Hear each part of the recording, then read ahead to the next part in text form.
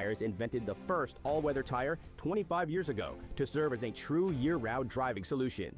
We infuse our tires with aramid fibers for pothole protection, and we subject our products to Arctic conditions at the largest winter tire test facility in the world. Make safety your first priority. Nokian Tires. First things first. Visit Tallman's Tire and Auto Repair in Utica, Yorkville, Rome, and Herkimer, or online at tallmanstire.com.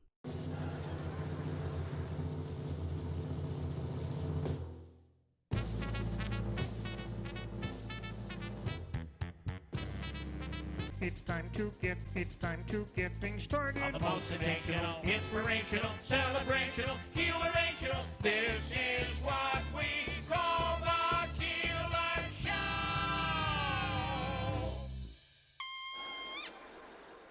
Show. Celebrating 100 years. This is Keeler. WIBX 950 and 92.3 FM. Now back to the Keeler Show.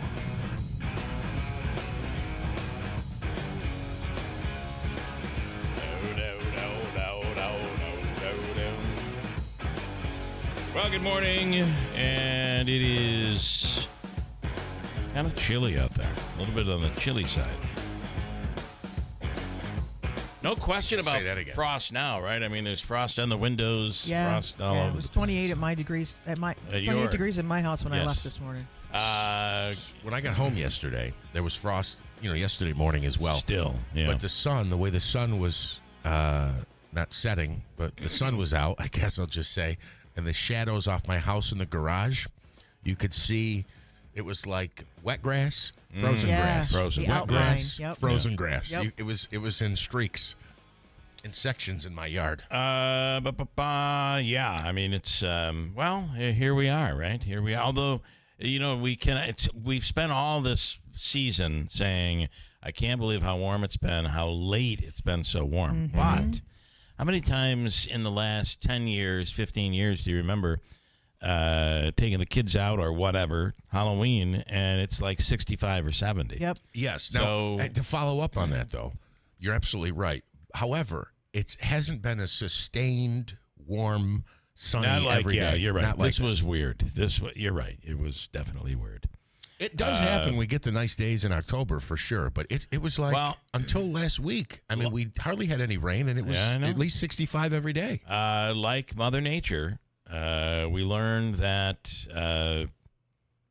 Otani is actually human. I'm not sure that Mother Nature is human, but didn't have the greatest performance on the mound, didn't have the greatest performance in the batter's box. What in the heck was going on? Well, that's baseball, right? That's baseball. That's life. Baseball, when you play 18 innings the day before and you're on base, a record, what was the number? 11 times or something he was on base. I mean, it was unheard of. And, so we will go back. The World Series will go back to Canada. If you're interested in going, someone down the hall is looking for a companion to head to Toronto with.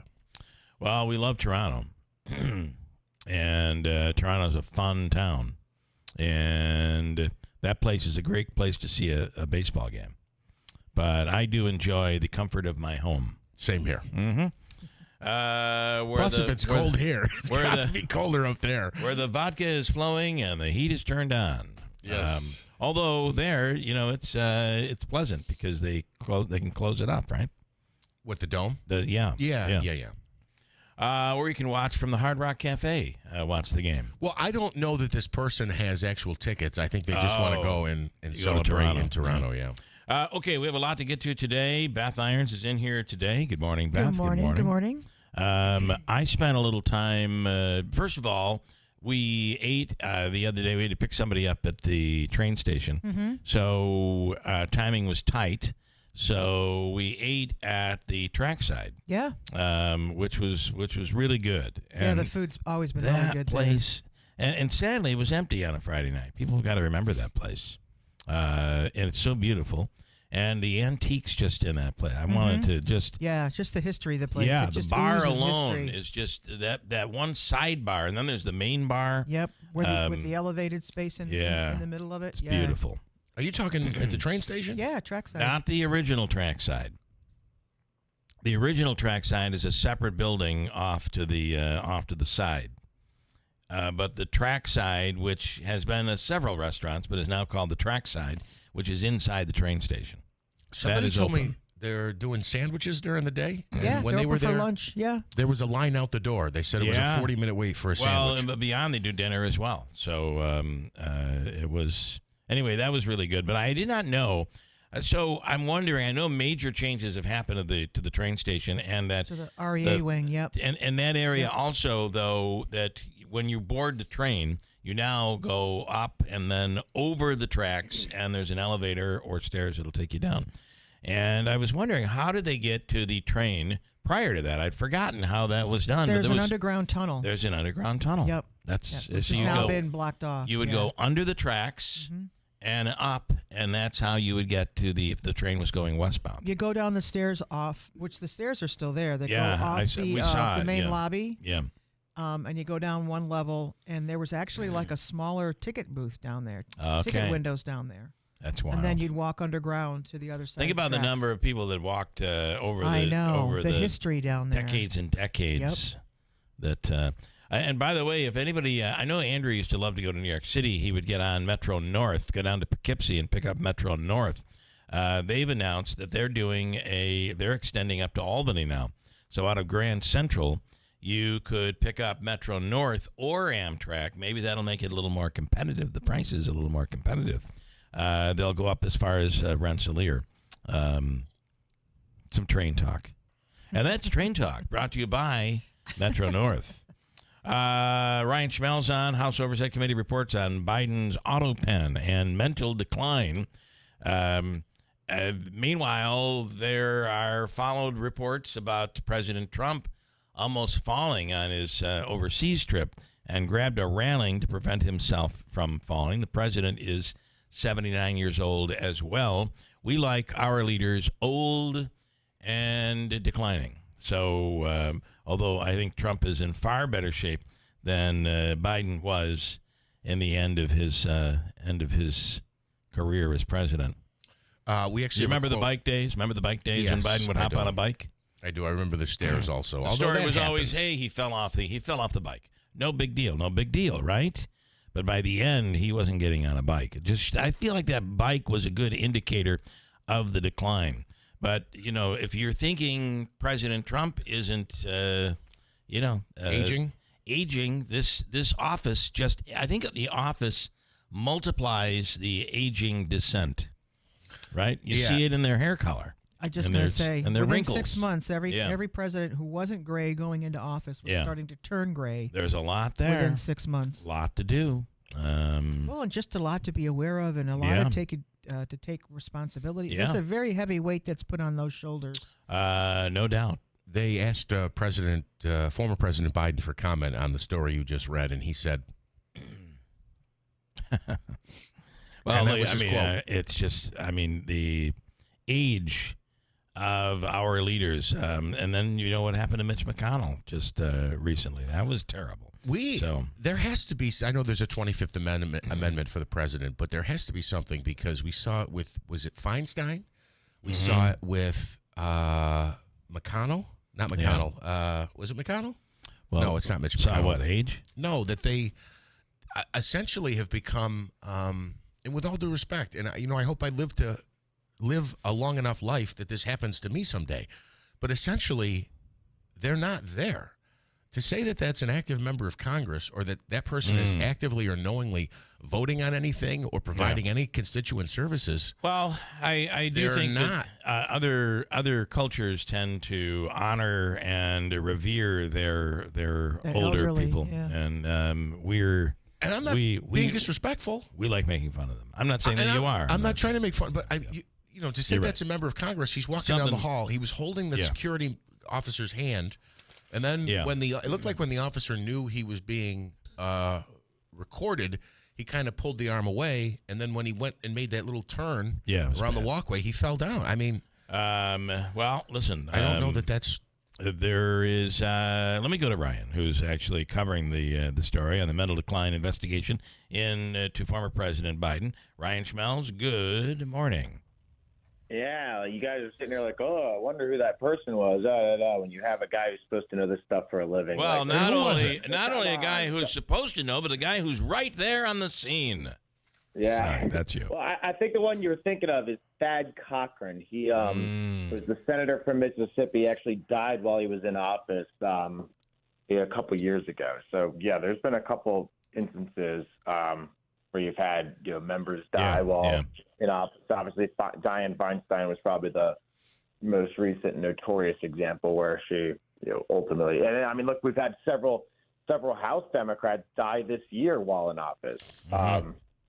And I think it was when the One Big Beautiful Bill Act passed. Leader Jeffries bluntly said, if 2 members didn't die, this bill would have died, or something along those lines. So, yeah. Well, it's. I think these parties become so focused on their majority, or whether they're in the majority or not, that they fear an election could result in the other party winning. So let's keep everything in place. Let's keep propping them up.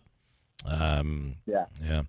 So it was Mitch McConnell. I did have a big update from last night that happened. Okay. That I've not had Maryland conservatives texting me about a story like this for some time, probably ever. Zoran Mamdani got the endorsement of Stavi, who is the notorious Baltimore comedian. He lives in New York City now because the comedy scene's better there. Republicans in Maryland are not doing well with this one there. They're not happy.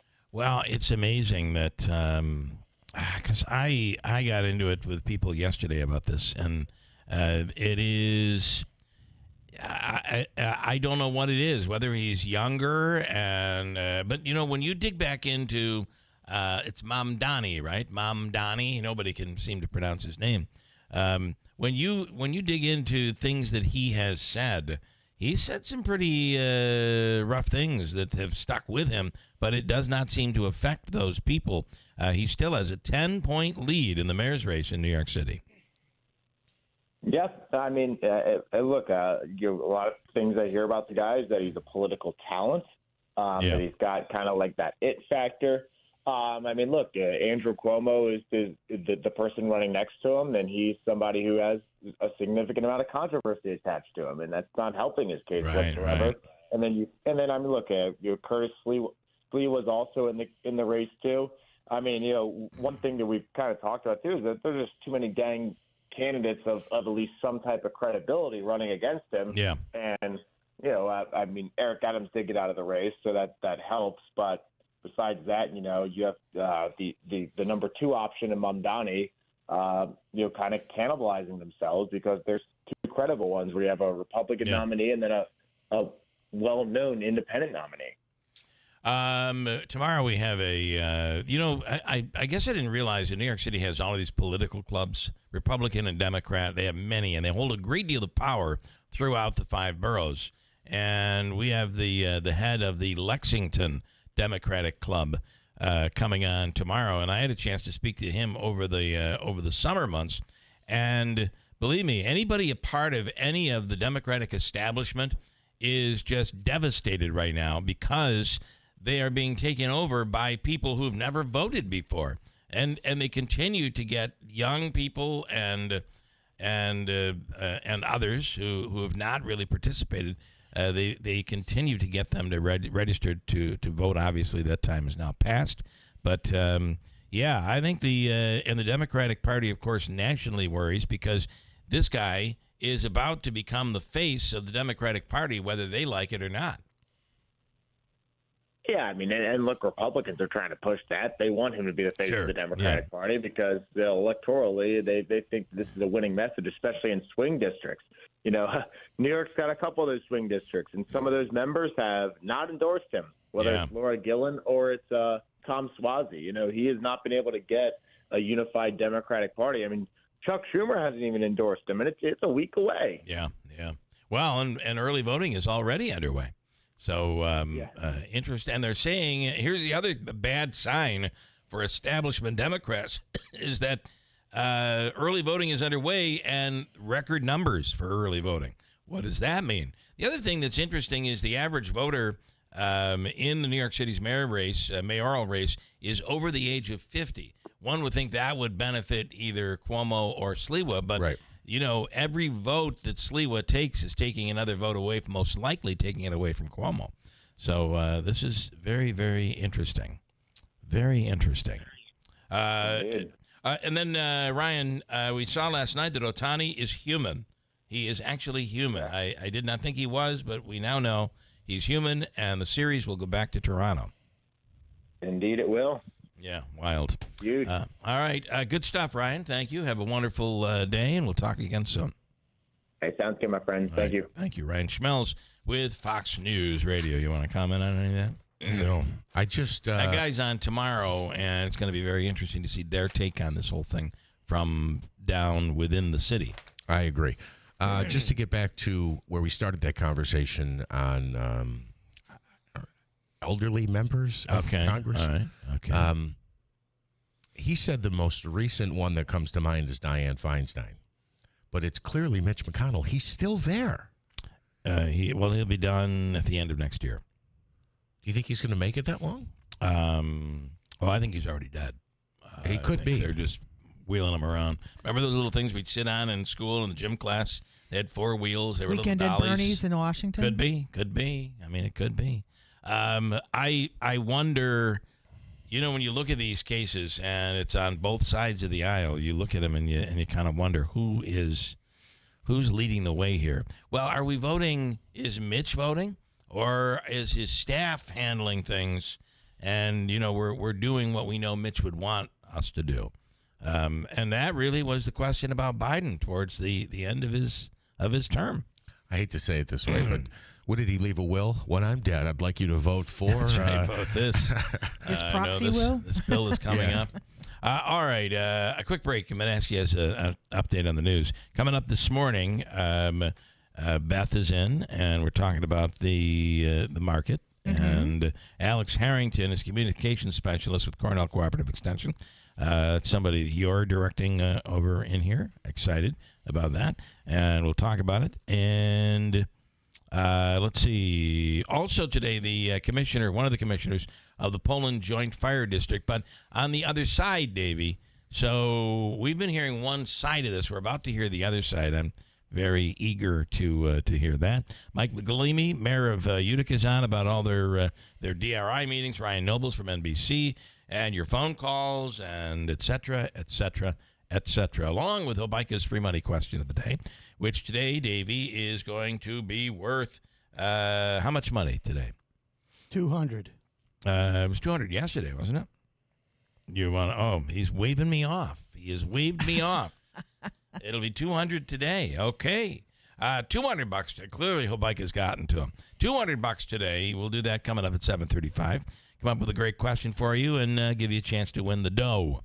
It's all coming up this morning for a Wednesday edition of the Keeler in the Morning radio program. News update coming up next. And thank you, Bill. This update is brought to you by the new destination Kia of Utica on Commercial Drive in Yorkville. President Trump says the U.S. economy is doing great. Trump spoke to the Asia-Pacific Economic Cooperation's CEO Summit in South Korea, touting his administration's efforts to create American jobs, expand AI infrastructure, and bring down inflation. The president's multi-day trip to Asia will also include a high-stakes sit-down with Chinese President Xi, where he is expected to push for a new trade deal with China.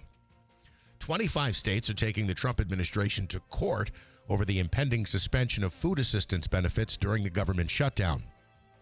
The lawsuit filed Tuesday against the Department of Agriculture comes as the Supplemental Nutrition Assistance Program, or SNAP, is set to run out of money on November 1st. It's expected to affect some 42 million Americans.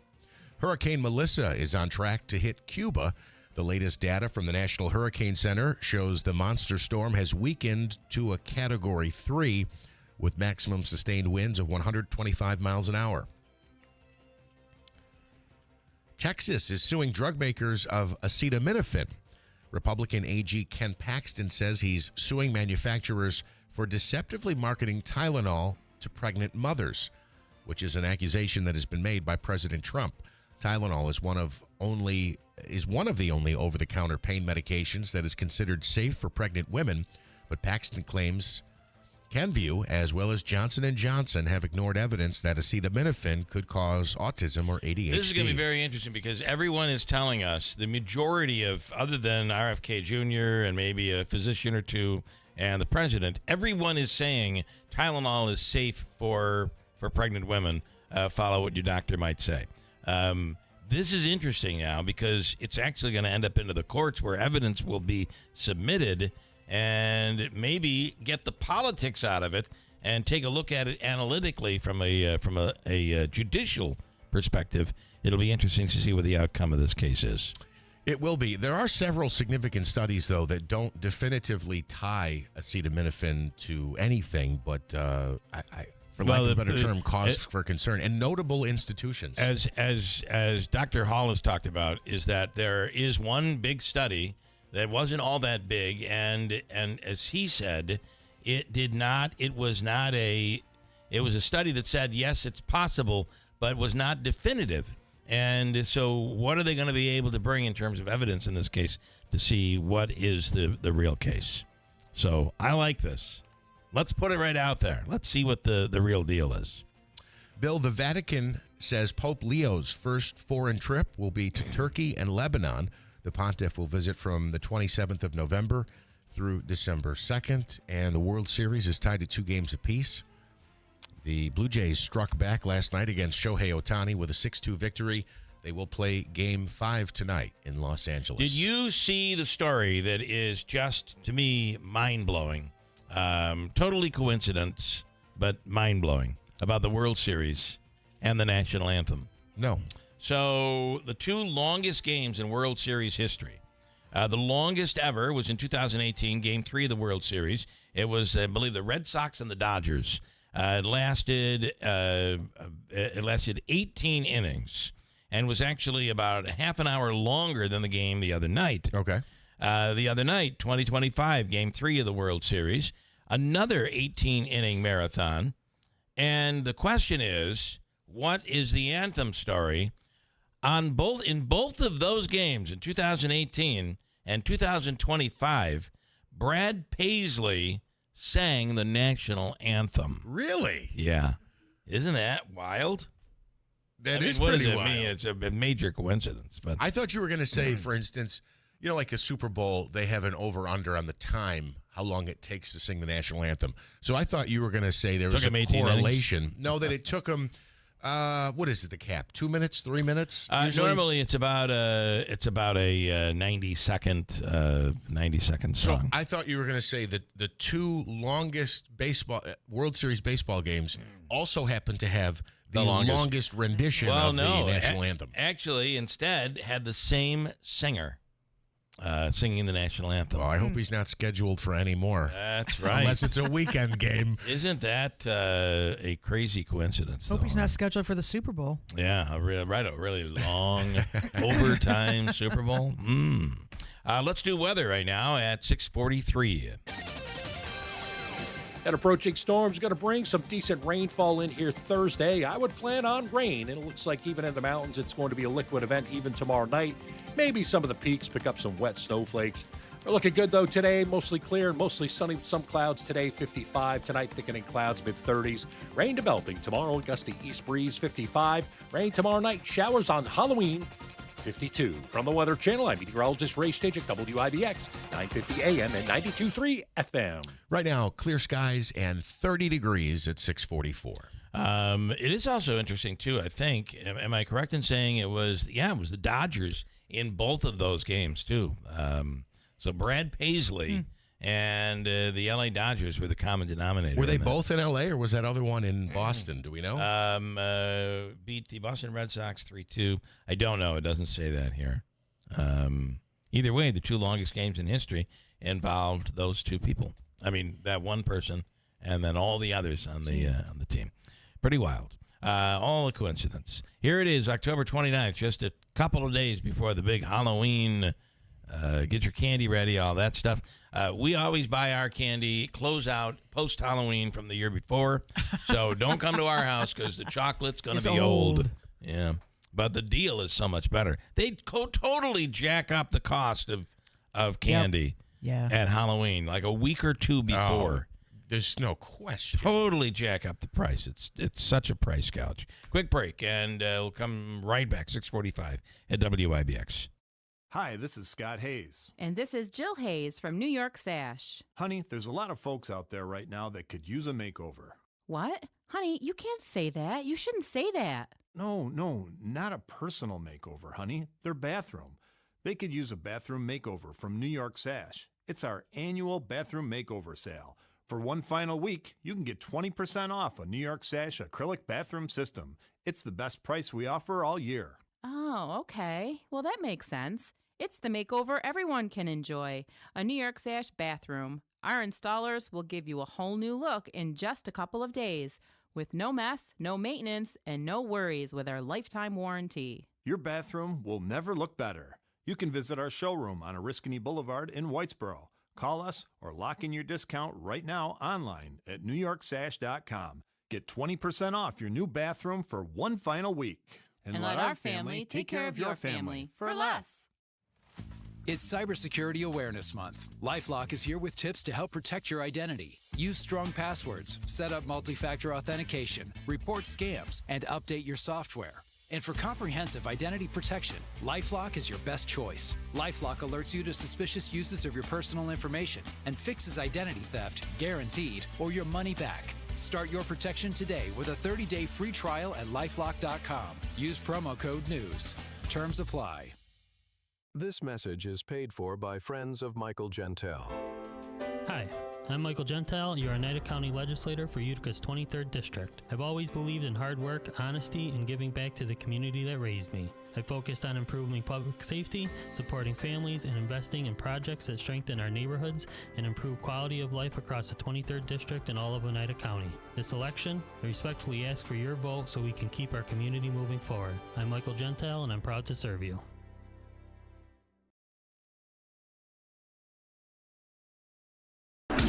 WIBX.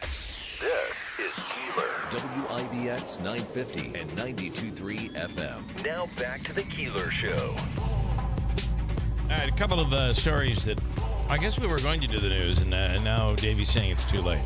No, I did the news. Oh, you did the news? Yeah. You're right. That's what I mentioned, tied it to, and then you went into the... Good point. I interjected and turned everything to crap. I have one other note on that. We were talking about the two longest games, and what was it, 2018, and then Monday night. 25, yeah. Monday night. So they were both sung by Brad Paisley. Brad Paisley, okay. Both of those games were in Los Angeles, and both of those games were decided on a walk-off home run. Wow. It was Freddie Freeman the other night. Inning. In the 18th inning. And in 2018, it was actually somebody who's still a member of the Dodgers. It was Max Muncy. So the Dodgers won both games? Dodgers won both of those games via walk-off home run. And actually, Clayton Kershaw pitched in both games as a reliever. That's wild. Well, listen, that's a long game. I just watched all these videos of these people in L.A. Like complaining. Oh, my God, it's almost 11 o'clock. Do you know what we were going through? We all went to bed because it was almost 3 o'clock. Yeah, it was. I don't think I made it past the 13th. And a correction there: Clayton Kershaw did not pitch, but in he was that game. He pinch hit in the game. He pinch hit. Well, you would do that with using that many players. How many times was Ohtani on base the other night? Was it 11? I have to check that. I mean, that just does not seem possible. It's either 9 or 11. And it reminds me of another big comparison, the comparison between the assassination of Kennedy and Lincoln. Both presidents shot in the back of the head on a Friday before a major holiday while seated beside their wives, neither of whom were injured. Both were in the presence of another couple.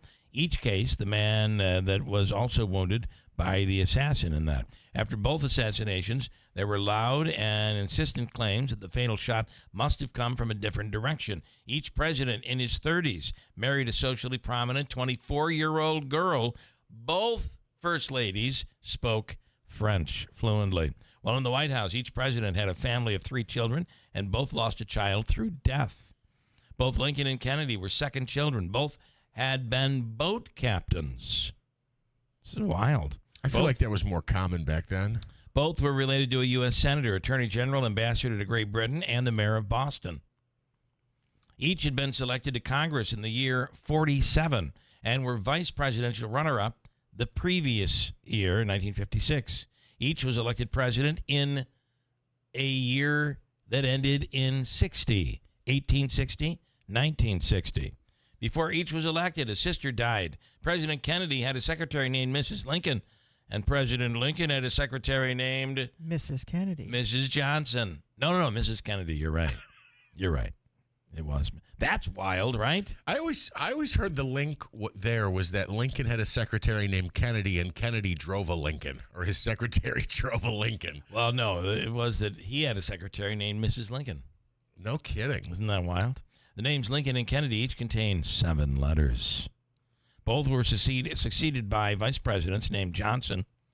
Both assassins have 15 letters in their names. Both shot Lincoln, and I think we're going a little deep there. Yeah. Both shot Lincoln in a theater. Booth shot Lincoln in a theater and fled to a warehouse. Oswald shot Kennedy from a warehouse and fled to a theater. Both assassins were in their turn assassinated by shooters who used a Colt revolver and fired only one fatal shot. And these are just some of the coincidences. Wait a minute. What was the last one?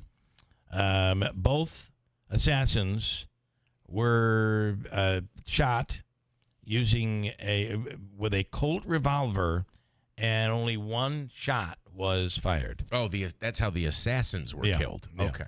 Yes, both assassins were shot by, and that's wild in itself, right? They didn't. I mean, these are really an interesting parallel between the two. Do you believe any of that crap? It's all coincidence. I do. I think it's coincidence. I don't know that it's anything more than that. Boom. I have a couple of other stories. Unless the CIA took its blueprint from the Lincoln assassination, or the. It's possible. Yeah, they're like, all right, here's how we're going to do it. We've already done this before. Let's do it again. Lincoln, we're gonna do it again. How about speaking of parallels? On Monday, Hamilton, New York's Colgate University announces they're going to have free tuition for any family making under $175,000. Mm-hmm. Just one day later, Syracuse University announces we're going to give free tuition to anyone under $175,000 that makes under $175,000. Meanwhile, there are hundreds and hundreds and hundreds of families saying, my kid just graduated. I paid the whole shot. What about me? Yeah. Is there a refund? It's like the cable thing. You've been a customer of Spectrum Cable for how long?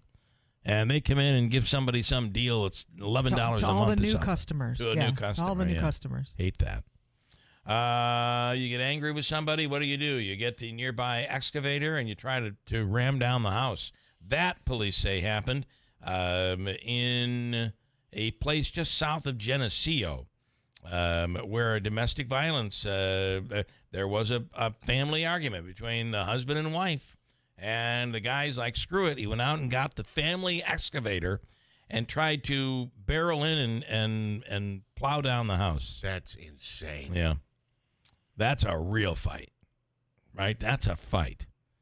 Here we go. Here we go, Jeff. And this hits you right at home. UPS is now laid off some huge 34,000 people laid off. Right before the holiday season? And then yesterday, Amazon laid off a whole bunch of people, all because within these centers, where what are they distribution called? Distribution warehouses, centers. They're now switching to computers and AI, and they don't need the number of people. This is the beginning. That's not going to end well. This is the beginning of what we're going to be facing in the next 10 years. You know, I have to say I'm surprised. The two political parties disagree on so many things, and I can't believe one of the parties hasn't come forward and put forward legislation that says, especially if you're a major employer, you can't get rid of X percentage of your workforce and replace it with AI. I mean, that's 34,000 people now who are never going to get their job back. But don't you think those that are jobs is that don't exist anymore? Government overreach? I mean, listen, I own a business. Maybe it's become a major conglomerate. I should have the right. It's already restricted in many states, like in New York. You have to give a 3-month notice. You have to give them notice that you're about to lay them off or get rid of them. But if I want to find a more efficient way to run my business, I should have the right to do that. You should not be able to restrict me. Yeah, but on the other side of that, do you want to take steps to minimize the labor costs of your business, and therefore you're indirectly you're minimizing your future customer base?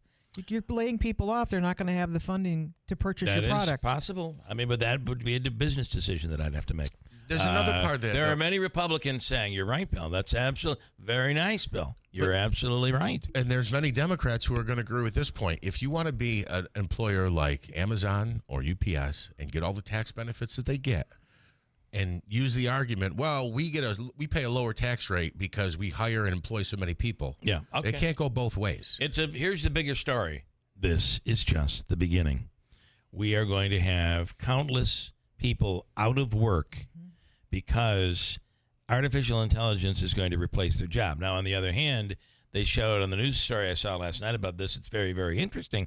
On the other hand, there are many small businesses that are using AI, and instead of having to hire a person to do A, B, and C, they have this technology that's getting it done for them, allowing them to be a more successful small business. So there are some benefits, a lot of benefits. But I'm not talking about small business. I'm talking about these companies that make billions of dollars and pay very small tax percentages. You are sounding like a DEM. Oh, boy. Oh, boy. Again, you can't have it both ways. If you want to say the tax benefits are because they're major employers, that's fine. Yes, okay. But you can't take the jobs away and say, well, I'm just looking out for I'm cutting corners to save pennies. I got to squeeze all these stories in. A former Mid-State Correctional Facility officer appeared in Oneida County Court Tuesday in connection with the death of inmate Messiah Nantwi in March. The case has been moved to November 13th.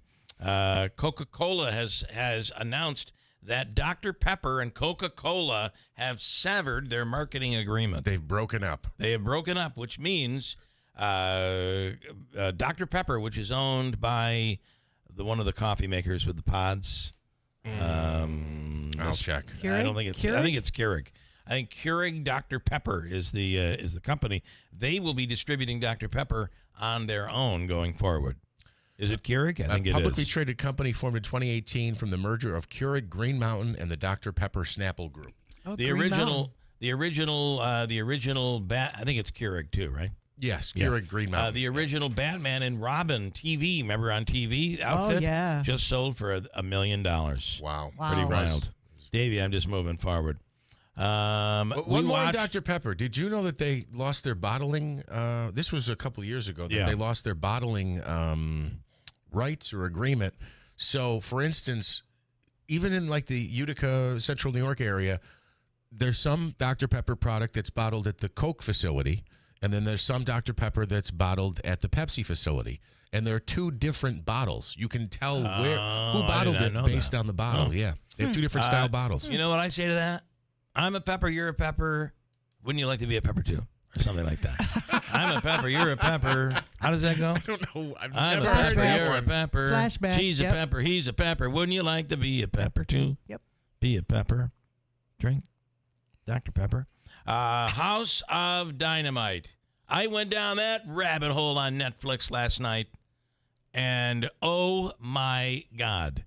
It is the story of America potentially being under nuclear attack and how we react. In fact, the Pentagon has criticized Netflix for this actual movie. And, oh, my God, the ending. Oh, you watched the whole thing? Yeah, it's a movie or a series? It's a movie. We watched the movie last night. Couldn't put it down. Couldn't put it down. It's called House of Dynamite. Watch it and be angry just like me and my wife were last night at the ending. But it's riveting. I found myself in it. It's riveting, but the ending, we have news coming up straight ahead, top of the hour.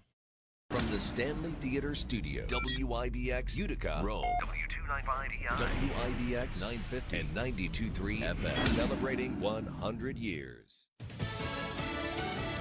President Trump is making more deals. I'm Dave Anthony, Fox News, with South Korea and Japan on the third and final stop of his Asian trip. We are all allies and friends of the U.S. That was South Korea's president as he and other world leaders sat down to dinner with President Trump. We'll be working together, and you have a little bit of a cloud over your country, and we're going to get that cloud solved. Referencing North Korea and the ongoing tension over its nuclear weapons program, the president says he has a good relationship with Kim Jong-un, but an attempt to meet with North Korea's leader on this trip did not work out.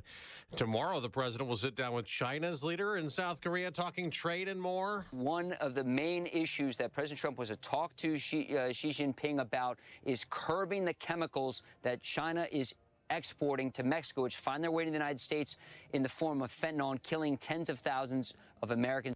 Fox's Lucas Tomlinson in South Korea. Also there, President Trump reacted to the flare-up in fighting in Gaza, saying the ceasefire he brokered is not in jeopardy. I think it's going to hold for a long time, hopefully forever. Hopefully that's an everlasting one, too. Israel now says the ceasefire is back on after a retaliation to a Hamas attack in violation of the agreement that Hamas denies. Palestinian officials say the Israeli strikes killed 81 people. There's a lot of damage and flooding in Jamaica. The morning after Hurricane Melissa hit is one of the most powerful storms ever with 185-mile-an-hour winds.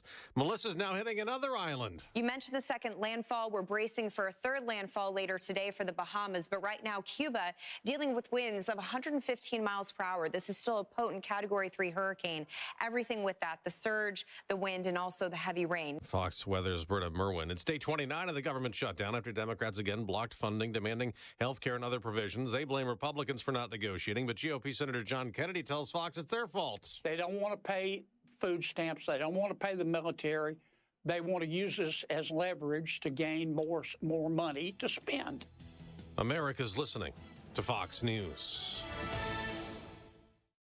This month, Pure Talk is supporting Canines for Warriors, a terrific organization that trains rescue dogs and then pairs them up with combat vets struggling with PTSD. This is why I switched to Pure Talk. Sure, I like the unlimited talk, text, and plenty of 5G data for just $25 a month, and you will too. But you will love being in business with a company that shares your values. Dial pound 250, say micro, and switch to an American wireless company that actually stands for something. Pure Talk. It's Cybersecurity Awareness Month. LifeLock is here with tips to help protect your identity. Use strong passwords, set up multi-factor authentication, report scams, and update your software. And for comprehensive identity protection, LifeLock is your best choice. LifeLock alerts you to suspicious uses of your personal information and fixes identity theft, guaranteed, or your money back. Start your protection today with a 30-day free trial at LifeLock.com. Use promo code NEWS. Terms apply. While President Trump gets ready to meet with China's leader tomorrow in South Korea, a U.S. Army veteran is locked up for sharing secrets with China. Joseph Daniel Schmidt sentenced to 4 years in prison and 3 years of supervised release. The former U.S. Army sergeant pleaded guilty to 2 felonies: attempt to deliver national defense information and retention of national defense information. The Justice Department says after his separation from the military, the now 31-year-old, who was last based in western Washington state, reached out to Chinese officials offering national defense information, traveling to Hong Kong in 2020, continuing efforts to provide Chinese intelligence with classified information he obtained from his military service, noting he was granted a long sought-after work visa for China and remained in the country until 2023, arrested after flying to San Francisco. Kristen Goodwin, Fox News. The Federal Reserve meets for a second day to assess the economy, though the government shutdown's making it tougher. Leaving the central bank without most official data to make a decision on setting interest rates. But even without critical information, it's expected that the Fed will slash interest rates for a second time this year by 0.25%. That's Fox's Hillary Barsky ahead of the Fed decision. Stock futures are rising the day after record highs again for the Dow and the NASDAQ and the S&P 500. Now to the World Series. The Blue Jays experienced an excruciating loss in Game 3 of the World Series, but they quickly put it in the rearview mirror. The Fall Classic is tied at 2 games apiece after Toronto beat the Dodgers 6-2 in Game 4, with Vlad Guerrero Jr. leaving the yard against Shohei Ohtani in the 3rd inning. Yamamoto. There's a fly ball to deep left center field. Headed back there. It is gone. Vlad Jr. gives the Jays the lead. sound courtesy of Fox as the Blue Jays and Dodgers played less than 24 hours after needing 18 innings to complete Game 3. Fox's Joe Morgan. They'll play again tonight in Los Angeles, and the series shifts back to Toronto for Game 6 and maybe 7. I'm Dave Anthony, Fox News. Mostly clear skies, 30 degrees. Good morning. I'm Jeff Manaski. WIBX 950 AM 92.3 FM news time is 7:05. This news update is brought to you by John's Mobile Home Parts and Accessories in Oriskany Falls. For all of your mobile home needs, it's worth the trip. Visit johnsmobilehomeparts.com for more information. An unexpected change at the top is on its way to Utica University at the end of the school year, as Dr. Todd Phanasteel, who joined the university in 2018, has submitted his resignation to the Board of Trustees. The Board of Trustees has named Dr. Stephanie Nesbitt as Utica University's next president, effective January 1st. Phanasteel played a vital role during his time at the university, most recently helping to shape a strategic academic and operational restructuring at a challenging time for U.S. higher education. You can read more on that story on our website, WIBX950.com. A 23-year-old Utica man facing an assault charge after allegedly punching a nurse at the Wynn Hospital. Utica police say they were called to the hospital and were met by the victim, who said that she was assisting other staff in a separate incident when a patient exited their room. The nurse requested the patient return to the room. They say that's when the man punched her in the eye, causing a large laceration and swelling. 23-year-old Anthony Garcia is charged with assault. In a separate incident, a man accused of punching a hole in the wall at the Oneida County office building on the first floor. Police say Paul Van Ort II was leaving the waiting room on the first floor of the Oneida County office building and was walking down a hallway when he used a closed fist to punch a hole in the wall. Van Ort is facing several charges. Deputies also say that they learned he was on state parole, so state parole was notified and a violation of a parole warrant was sent to the Oneida County Correctional Facility. The former treasurer of the Vernon Center Fire Department will be serving several years behind bars.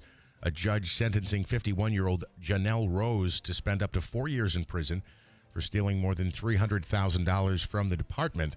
That money was taken over a period of 6 years, and Rose deposited checks into his personal accounts that were intended for the fire department. And that's a lot of money. $300,000? Yeah. Oh, yeah. I mean, at what point are you like, well, I think I put in $50,000 too much? Yeah, right. Right. I mean, at what point is it like this is too much? Well, I'm only going to take $8,000. It's going to pay for this bill, and now all of a sudden it's $300,000.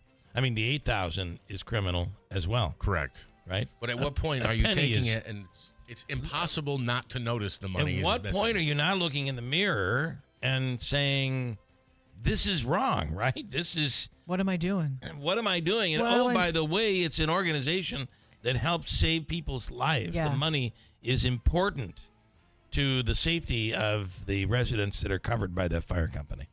Terrible. Just my little commentary. And then one more here, a curious story out of Camillus. An outdoor gun range is closed until further notice as part of an ongoing investigation. Law enforcement officials there looking into claims that bullets that have been fired from the Sportsman's Club range have been striking nearby homes. The town attorney says he spoke with the range owners and they refused to voluntarily shut down, so a cease and desist order has been issued. No injuries have been reported, but the Sportsman Club says it is not commenting at this time. Did you see this story yesterday? A mom in Fort Worth was in a nasty car crash last Thursday, flipped her car. Both she and her baby were ejected from the car. You saw this, Beth? I saw it on the national news. The car landed upside down on top of the baby. Yep. And it looked like it was the baby's legs. Mm-hmm. So people are looking under the car. This just gives me chills with this story. People are looking, they see the baby under the car, and they decide, let's lift the car off the baby and pull the baby out. And it's exactly what they did. The baby is expected to make a full recovery. Here's audio. Wow. Under here. We need to move the car. I think the baby's under the... Keep moving, keep moving, keep moving. Come on, Mama. She has a pulse. Oh, my goodness. goodness. That is an edit. That is an edit that you're hearing right there. When they first pulled her out, The baby she was not breathing. breathing. No. She was not. So the firefighter, Yeah. I believe, came and It was began. either a firefighter or a police officer. Someone that was on site was the minute they pulled the baby out, immediately started. there was a chest pulse compression. but no breathing. Yeah. They started the chest compressions and all of a Rolled sudden her on her side, and then she started gasping. What you heard was the crying right there. Isn't that a crazy story? That's incredible. Thank goodness for those people and their quick action. I do like to think that we would all be one of those people that's out trying to, as opposed to the person that's standing off in the background, because there was With somebody the camera? with the camera. Yeah. Somebody had the With their camera phone. because you see the video of it all. Yeah, and I fall into the category of, look, if there's 6 people helping, Yeah. then okay, you can grab your phone, because we wouldn't have that audio if somebody Right. wasn't recording it. Or the video that was played on national news last night. It's Wild. quite inspirational. Did the mother survive? Yes. Yes. Oh, Yeah. they both Yeah, survived. everybody That's great. survived. The baby will make a full recovery. Bill, Crazy story. Your weather forecast is brought to you by the new destination Kia of Utica on Commercial Drive in Yorkville.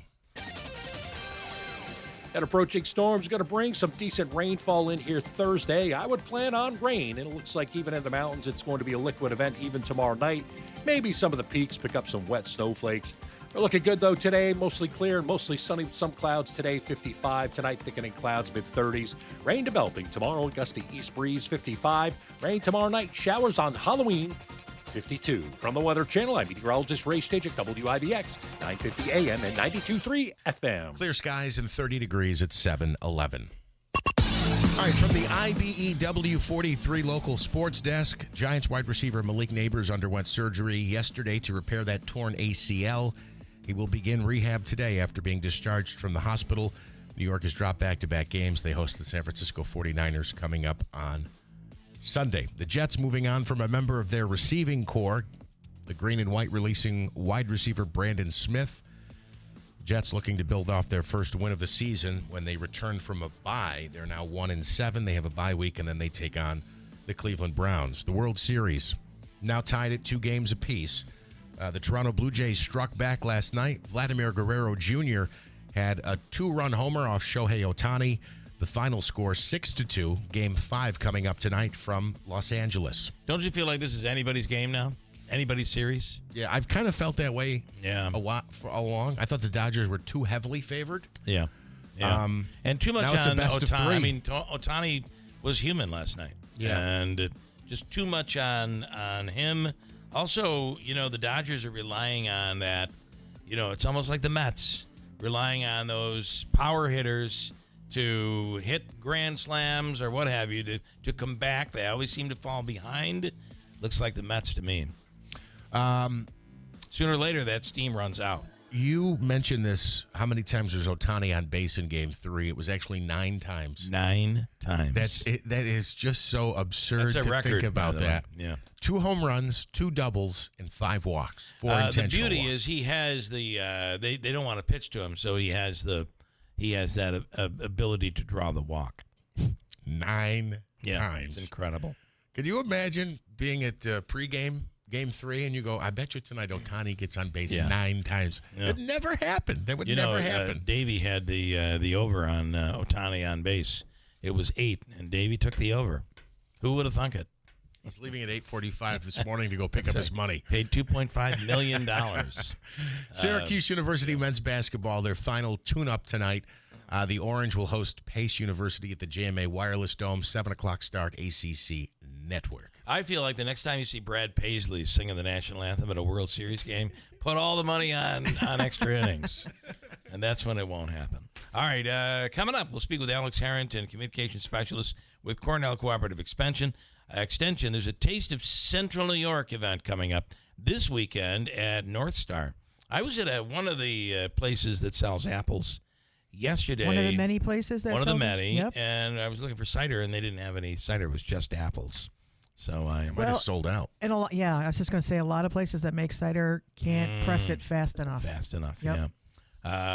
Just even cider is really good. I love the stuff that isn't processed, and the pure apple cider, and it's great to put in the freezer. You just throw that in the freezer and you thaw it out. You could be drinking apple cider in March. Really good. Quick break. We'll come back. And also, Hobica's free money question this morning is worth $200. We'll do that at 7:35. If you have an IRA or 401k, then this message is definitely one you need to hear. The price of 1 troy ounce of silver has more than doubled in the past 24 months, and silver is poised for huge gains in the near term. That's why when you call Advantage Gold at 800-741-GOLD, you'll be positioned for the next wave of dramatic growth in precious metals. The devaluation of the U.S. dollar and the volatility of the stock market all play a part in why silver continues to be a safe haven location for your assets, and why precious metals continue to dominate in an uncertain financial climate. Learn more when you call 800-741-GOLD. We'll send you a free precious metals guide, plus a copy of former IMF Chairman Ken Rogoff's book, Our Dollar, Your Problem. The time is now for you to consider silver to protect your retirement. Call Advantage Gold at 800-741-4653 right now. Consult your financial advisor before investing. Call 800-741-GOLD. We all like convenience, right? ATMs, takeout food, drive-through pharmacies. Now, Bremer's is making it just as convenient to enjoy your favorite wines and spirits with Bremer's to go. It's simple. Place your order at bremerswineandliquor.com or save $5 on your first order with our mobile app. Order during store hours for pickup within an hour. Hey, you can even call us when you get to the store and we'll bring your order right out and load it in the car for you. Now that's convenience. Maybe you're planning a party. Maybe you want to stock up on your favorite wines, or you just want to save time when you're out and about. Whatever the reason, at Bremer's, we're all about incredible customer service. So when you're on the go, we are too. Order at bremerswineandliquor.com or save $5 with our mobile app. Order during store hours for pickup within an hour. It's Bremer's to go, available 7 days a week from Bremer's Wine and Liquor on Commercial Drive in New Hartford. This Halloween season, beware scary high prices.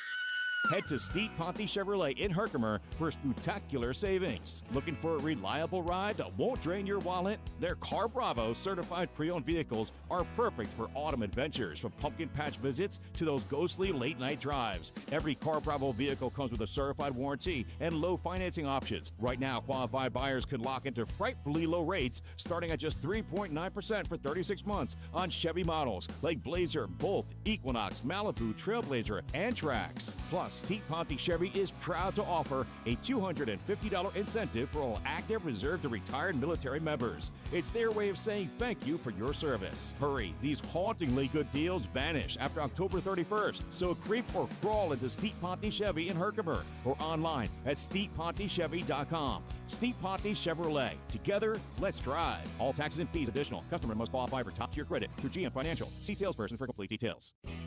Whatever you need to haul, landscaping tools, heavy construction gear, or even livestock, Clinton Tractor has the trailer for the job. Choose steel, aluminum, or galvanized frames from 500 pounds to 55 tons with trusted names like B-Wise, Eager Beaver, and EB. For trailers, parts, and service you can count on, visit the Caledona family at Clinton Tractor. We are the leader in service, Clinton Tractor. ClintonTractor.net. It's Cybersecurity Awareness Month. LifeLock is here with tips to help protect your identity. Use strong passwords, set up multi-factor authentication, report scams, and update your software. And for comprehensive identity protection, LifeLock is your best choice. LifeLock alerts you to suspicious uses of your personal information and fixes identity theft, guaranteed, or your money back. Start your protection today with a 30-day free trial at LifeLock.com. Use promo code NEWS. Terms apply. Before there was social media, streaming, and even color television, there was radio. Remember the golden days when you had to tune in to hear what happened to Hopalong Cassidy, or perhaps the Green Hornet? What if you could relive those days again? Hi, I'm Greg Bell, the host of When Radio Was, a show that's dedicated to the very best of radio's golden age. From classic performances by Jack Benny to tales of terror on Lights Out. It's all here on When Radio Was, starting every Sunday at 11 p.m., only on WIBX 950 and 92.3 FM. Which classic broadcast will you hear next? Celebrating 100 years. This is Keeler. WIBX 950 and 92.3 FM. Now back to the Keeler Show.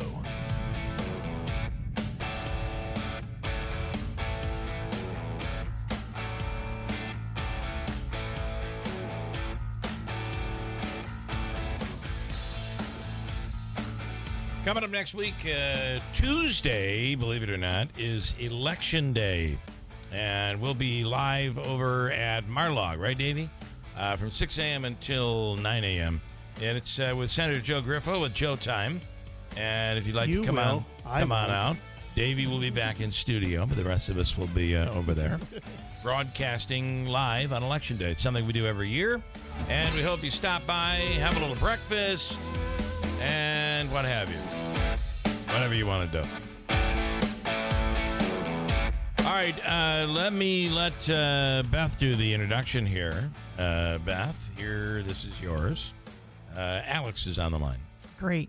This is, we have an upcoming event that's sponsored by the local Cornell Cooperative Extension Office here in Oneida County. This is, I believe, the third year for this event. Agriculture is obviously a huge thing with Cornell Cooperative Extension and Oneida County. And we try to feature that and give people opportunities to experience exactly what that means in our hometown and our home communities as often as we can. And one of those ways is our upcoming Taste of CNY event being hosted at North Star Orchards this Saturday. Hello, Alex. Good morning. Good morning. Will there be cider to taste? I believe there probably will be. Yeah. Yes, there will be cider to taste, apples to taste. We're going to get a great selection of apples to taste, and then all of our vendors will have samples to try out of their products, and it's just a great event for the whole family. I do like the, every place you get cider, it usually has a completely different flavor, right? It tastes different. It's like a very different product. Yeah, everyone uses different varieties of apples. They might have recipe that they've used that's proprietary to their store. I think it all comes down to your profile of apples you're using that gives you maybe a more tart taste, a sweeter taste, or whatever mix you have. Here's a goodie. The difference between apple juice and apple cider. Ooh, I don't know that one. I think it might be sugar added. It might be sugar added and filtration. A lot of times, like you said earlier, the ciders, especially the ones that are done locally, it's raw. It's they press it, they bottle it, they serve it. Whereas apple juice is more processed. Okay, all right. And that's why it has a lighter color too. It's usually clear. Oftentimes, like if you get a real apple cider, it's not. It's got a. I don't know if this is the right word to use, but it's almost got like a milkiness to it. Yeah. But it's like the mother of the. You know how you can get the mother of the apple cider vinegars. I love apple cider vinegar. Which is the residue on the bottom, which is actually the nutrients and a lot of the fibers and stuff. Raw apple cider is the same way, so it'll have that cloudiness to it. All right. Good answer. I knew I'd get the answer here. This is the place. And I'm assuming there's more than just cider to taste, Alex. Oh, definitely. We have a great selection of vendors from sweets to meats to hot sauce to wine, some distillers. And then this year we did open it up to local artisans, so we have a couple more options than just food. We have some producers with body care products. We have a local etcher who uses slate from down in Herkimer County. And then the CC departments will be there with youth activities and live music. So really a great afternoon for the whole family. Okay, when is this and where is it? It is Saturday, November 1st from 11 to 2 at North Star Orchards right in Westmoreland. We'll be taking over the greenhouse. All right, that's very cool. They also one of the things about that place is they have all the cakes and the breads and the cookies. Lots of baked goods. Yeah, all of that stuff in there. And shelf-stable items. They have jams, jellies, sauces, relishes, salsas. If you're looking for anything to put together like a food basket for the holidays or just to put some really unique Central New York product on the table for your family for the holiday season, that's the place to go. Yeah, and before you know it, after Alex, you stop at the public market, which you have to do down at the train station. But before you know it, at North Star, they'll be bringing out the Christmas trees. It's coming soon. I can tell you're off the diet, Bill. You're like the candies, the cookies, the cakes. Listen, you know me to be always on the diet, but falling off the wagon every once in a while. Oh, okay. More often than yesterday was a fall off the wagon day, sadly. And I have a feeling the start to November, including the first of November. This is the worst. It's the worst time to try to drop pounds. You have, every Christmas cookie and You just try to maintain through the holidays. yeah, if you can maintain, that's probably the Yeah. best that you can do. Yeah, or cut off a leg. Sometimes that helps. You drop. I lost a good, 20 pounds this week. Lost a leg, but I did drop some weight. It was. Thank you, Alex, for this morning. And everyone just remember, like, after you visit the public market to stock up on your produce for the week, go out to Westmoreland on Route 233 to North Star Orchards and say hello to the producers out there and sample some of the good stuff that's available in the community. All right, Yeah, Alex. we can't wait to see everyone there. Thank you. Have a wonderful day. Thanks so much. Thank you. Okay. But you're right. It's hard right now. It's very hard. It really is. Stinking hard. I've said that I think a lot of people are like this, but I say I'm a bear, and that's when spring comes, the weight falls off without me even trying. When fall comes, I'm very active in the summer and even into the fall. But once this weather changes where it's like this cold in the morning, I cannot stop eating. I cannot stop eating. Are heavy people never cold? I think it's the fact that your body is metabolizing food, so maybe it makes you a little bit warmer. Yeah. Okay, But maybe. no, I'm a heavy guy, and I'm cold many times. Some comments. The union I'm a part of has language regarding AI and the reduction of work due to automation. It has been there for decades. So apparently there's it's already there. Maybe we should have thought about that in radio, right? Yes. We don't have a union, though. Might have been a good idea. Years ago they did, but today, years ago, radio was union. Today we are absolutely not. What else? I have John. John, learn the current laws and orders of the country. I think John is queuing on John. Learn the current laws and orders of the country. Enjoy the show. Celebrating 100 years. Thanks, John. A lot of technology has been held back. We are not born to just work. That's a very interesting statement. Are we born? Because you think about it, we are like ants. So you are born.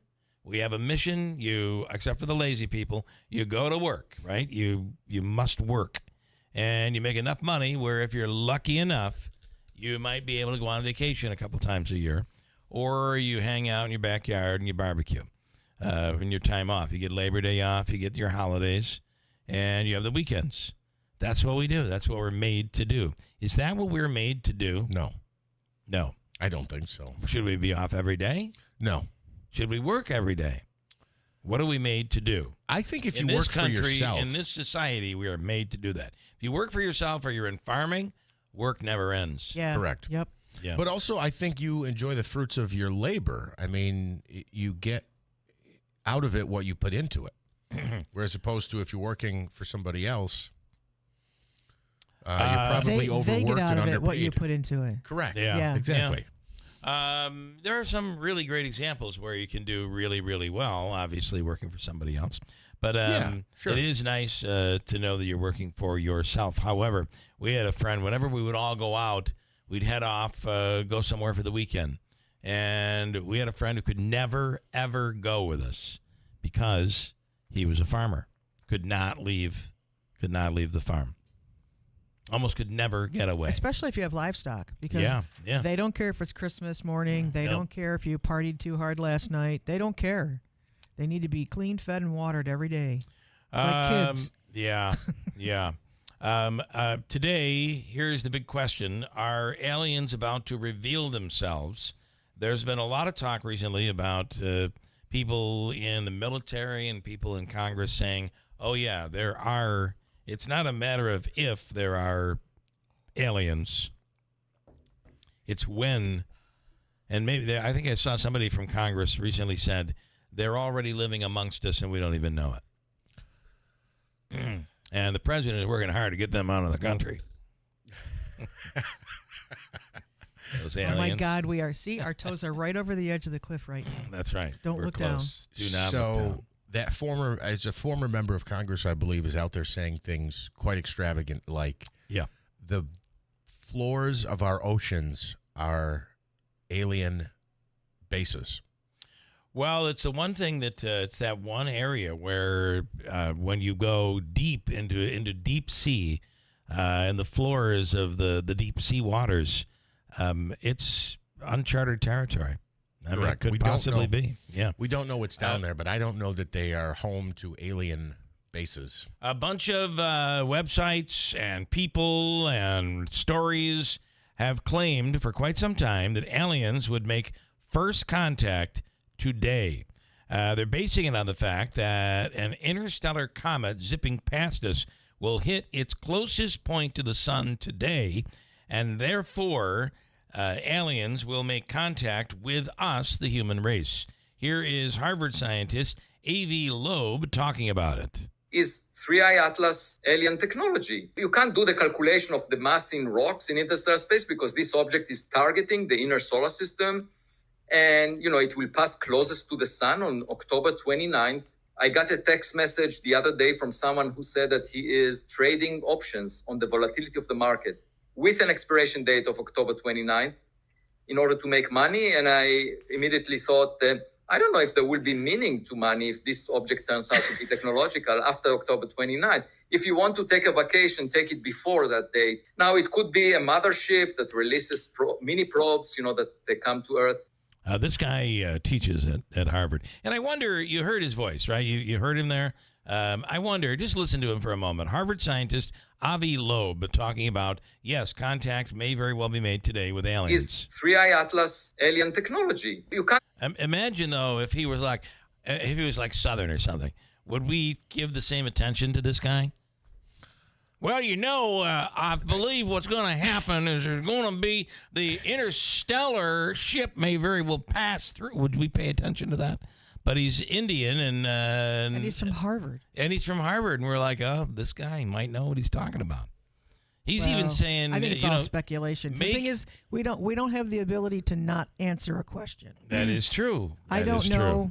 This guy's going so far as to say, make your investments, get everything to pay out on the 29th, before the 29th, because this is when it's going to happen. Well, remember the Y2K fears? Yeah. Whereas, at midnight, that was nothing. That was but the whole world was going to go black, it and nobody could melt. communicate, Yeah. and we were all going to die. Yep. Because all the clocks couldn't register. And the only thing that happened, if you remember, I remember it well, is Dick Clark in the countdown on New Year's Eve missed the number 4. You remember that?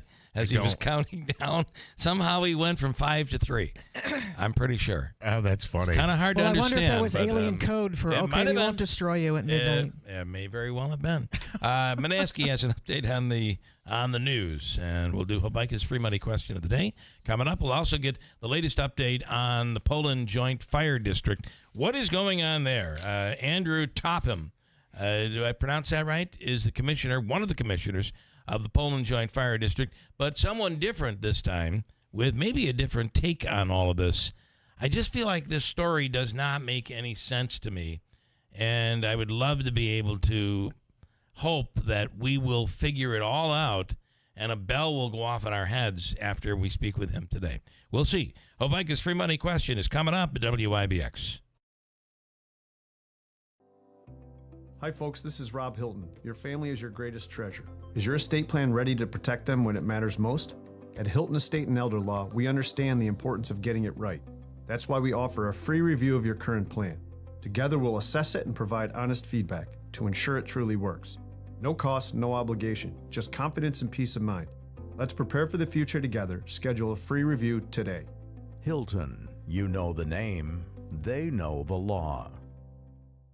Some firsts you'd like to leave in the rearview mirror. Other firsts are life-changing. Nokian Tires invented the first all-weather tire 25 years ago to serve as a true year-round driving solution. We infuse our tires with aramid fibers for pothole protection, and we subject our products to Arctic conditions at the largest winter tire test facility in the world. Make safety your first priority. Nokian Tires. First things first. Visit Tallman's Tire and Auto Repair in Utica, Yorkville, Rome, and Herkimer, or online at tallmanstire.com. Are you having trouble hearing? Hearing loss can devastate the quality of your life. Now, there's an affordable fix for you or your loved one. Rated the best hearing aids of 2025 by Forbes Health, Audion Hearing has the highest quality hearing aids at the lowest prices, starting at just $98 a pair. I actually like them better than my old $5,000 hearing aid. I could not believe how my hearing and life changed. Join over 1 million happy customers by going to audionhearing.com. That's AUDIEN hearing.com. This message is paid for by friends of Michael Gentile. Hi, I'm Michael Gentile, your Oneida County legislator for Utica's 23rd District. I've always believed in hard work, honesty, and giving back to the community that raised me. I focused on improving public safety, supporting families, and investing in projects that strengthen our neighborhoods and improve quality of life across the 23rd District and all of Oneida County. This election, I respectfully ask for your vote so we can keep our community moving forward. I'm Michael Gentile, and I'm proud to serve you. This station is brought to you by John's Mobile Home Parts and Accessories in Oriskany Falls. For all your mobile home needs, it's worth the trip. Visit johnsmobilehomeparts.com for more info. Hey, I want to say, Lance and Lee, sometimes he says some of the most insulting things. Lance has the opportunity to comment to us via the WIBX 950 app, which is absolutely free. You, too, can say insulting things to us without even using your real name by going to Google Play or the App Store and download WIBX 950, the app. WIBX 950. It's absolutely free. It's absolutely free. Absolutely free. You could be Bob in Barksdale or Dan in Denver. Or Lance in Lee. Is he really from Lee? Is his name really Lance? Lance has the luxury of being able to say whatever he wants, and none of us really know who he is. Here's his comment. I was just talking about losing weight. Maybe you chop a leg off, you lose 20 pounds. Lance, Bill, your legs look a little short to me. You won't be losing much weight there. Okay. Well, thank you for that. Very nice, Lance. Steve Ponte Mazda transformed successful race-proven technology into your new Mazda. Save on a new Mazda lease or enjoy 2.9% APR financing on new 2025 Mazda CX-30s and CX-5s with 1.9% APR financing on new 2025 Mazda CX-50s, 70s, CX-90s. See the dealership, Rick or Wyatt or Bob or anybody over there. They'll give you all the details. As Rick says, come in, let's make your deal on a new Mazda where it's always easy to do business. Steve Ponte Mazda, Commercial Drive in Yorkville. Clear skies, 31 degrees, WIBX 950 AM, 92.3 FM news time is 7:37. President Trump says the U.S. economy is doing great. Trump spoke at the Asia-Pacific Economic Cooperation CEO Summit in South Korea, touting his administration's effort to create American jobs, expand AI infrastructure, and bring down inflation. The president's multi-day trip to Asia will also include a high-stakes sit-down with Chinese President Xi, where he is expected to push for a new trade deal with China. 25 states are taking the Trump administration to court over the impending suspension of food assistance benefits during the government shutdown. The lawsuit filed Tuesday against the Department of Agriculture comes as the Supplemental Nutrition Assistance Program, or SNAP, is set to run out of money November 1st. It's expected to affect some 42 million Americans. Hurricane Melissa is on track to hit Cuba. The latest data from the National Hurricane Center shows the monster storm has weakened to a Category 3 with maximum sustained winds of 125 miles per hour. A newly discovered Dr. Seuss manuscript will be released next year. The manuscript features The Cat in the Hat, Sing in the 50 United States, and it will be published by Random House Children's Books on June 2nd, just in time for America's 250th anniversary. The manuscript was found earlier this year in archival materials at the Giselle Library at the University of California, San Diego. So it is a... I might have said that wrong. Go ahead. A Dr. Seuss book on the 50 states of the United States. It's a Dr. Seuss manuscript. It includes Cat in the Hat and Sing in the 50 United States, which the second one I'm not familiar with. I see. Okay. All right. Interesting. A lot of Dr. Seuss fans out there. Absolutely. I thought he was canceled though because of there were some books where the characters. I don't know if you've been following along. Cancellation's over. We canceled cancellation. No The only one that's still canceled is Al Franken. Everybody else has been set free. So there you go. All is good now. A pardon has been issued for Dr. Seuss. That's exactly right. Cancellation land eliminated. Your forecast is brought to you by Clinton Tractor, the leader in service. Visit clintontractor.net. We're running Jeff off the rails bring this some morning. decent rainfall in here Thursday. I would plan on rain. And it looks like even in the mountains, it's going to be a liquid event even tomorrow night. Maybe some of the peaks pick up some wet snowflakes. We're looking good, though, today. Mostly clear and mostly sunny with some clouds today, 55. Tonight, thickening clouds, mid-30s. Rain developing tomorrow, gusty east breeze, 55. Rain tomorrow night, showers on Halloween, 52. From the Weather Channel, I'm meteorologist Ray Stage at WIBX, 950 AM and 92.3 FM. Clear skies, 30 degrees at 7:40. All right, Davey, let's do Hobica's free money question of the day before we get into this Poland Fire Department situation. It's worth $200 this morning. And, Davey, this morning you are looking for a certain number caller. It's caller number what? Oh, I'm sorry. I was right in the middle of an email. Sorry. Okay, no worries. Caller 4. Caller 4. Fourth caller right now. Sorry about that. No worries at all. We'll wait for you. 315-736-0186. Caller 4 right now at WIBX.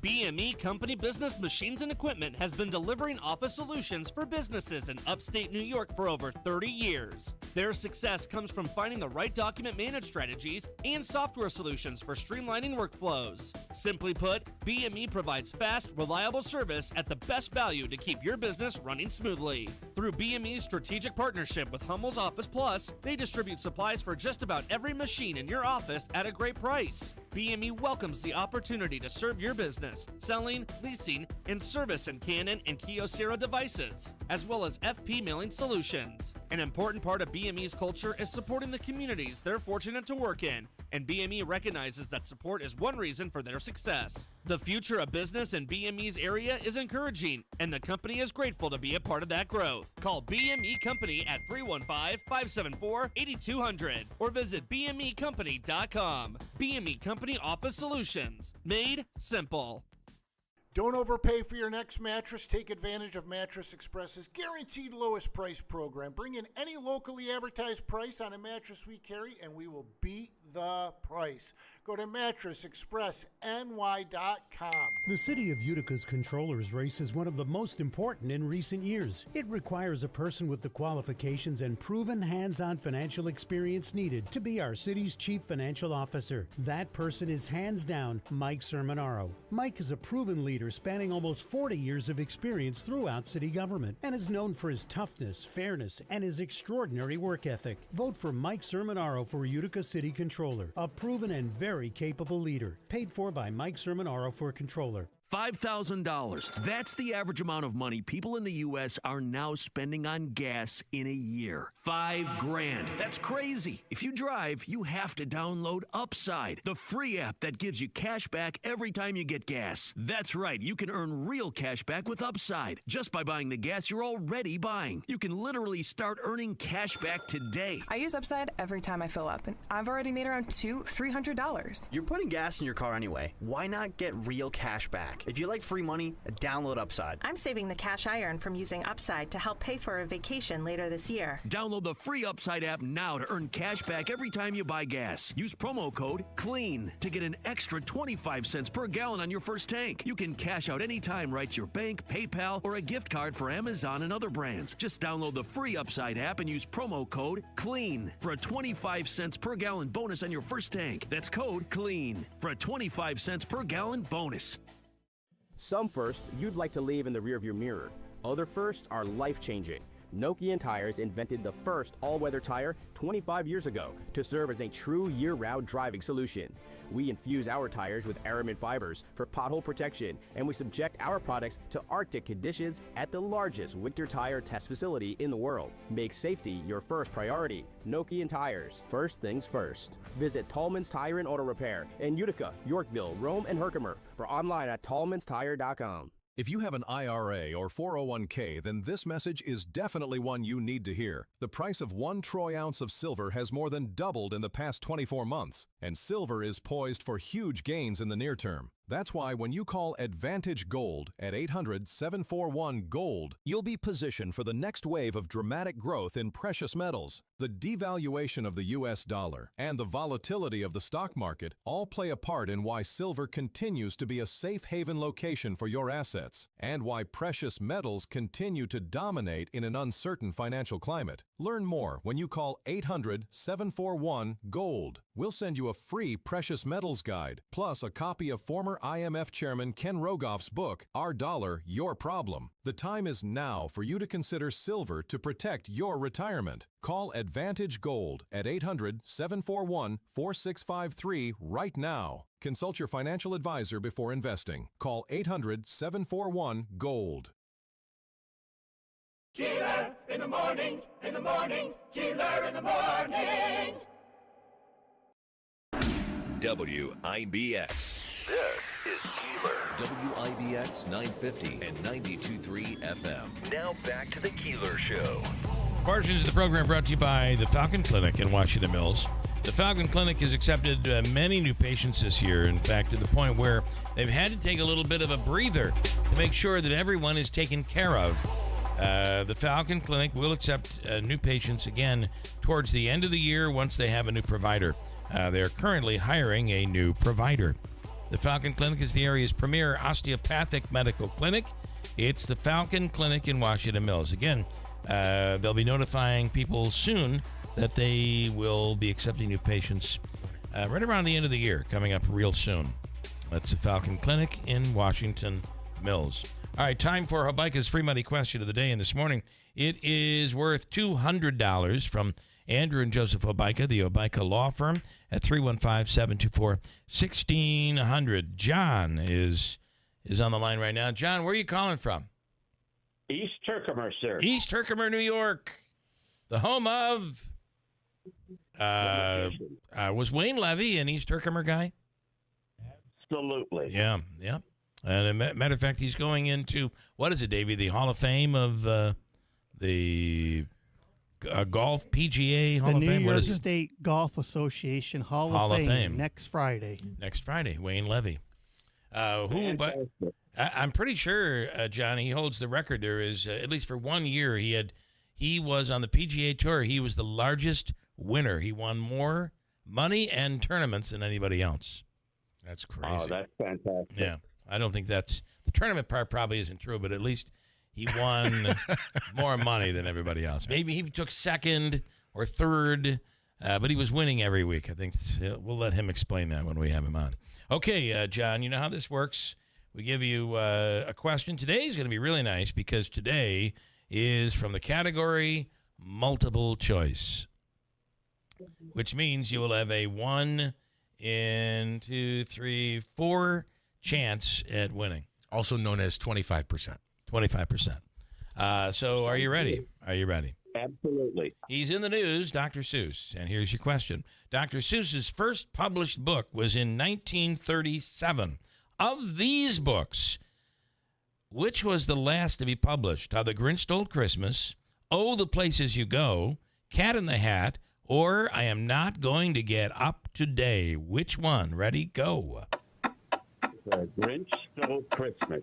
How the Grinch Stole Christmas was the last one.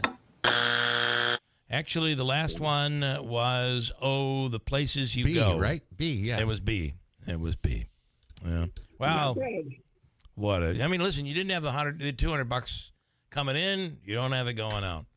Nothing gained, nothing lost. Well, he does gain a $25 all-in-one food and fun gift card. You do, which is good at several places, including the Odd and Adirondack Bank Center, the Nexus, and, of course, all the restaurants. Taylor and the Cook, Aquavino, Babes, and the list goes on. Stand by, John. Davey is going to hook you up. Thank you, Bill. Blessings. All right, John. Same to you. Thank you so much. And, Davey, he's all yours. In studio right now is Andrew Topham. Andrew is one of the commissioners of the Poland Joint Fire District.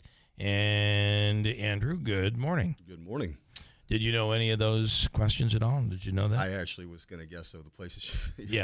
Could you pull that mic sure, up a little bit so it's right on your... How's that? Yeah. Is that better? Yeah, because you literally turn it like this. Yeah. There you go. Yeah, you got to be right on it. Got it.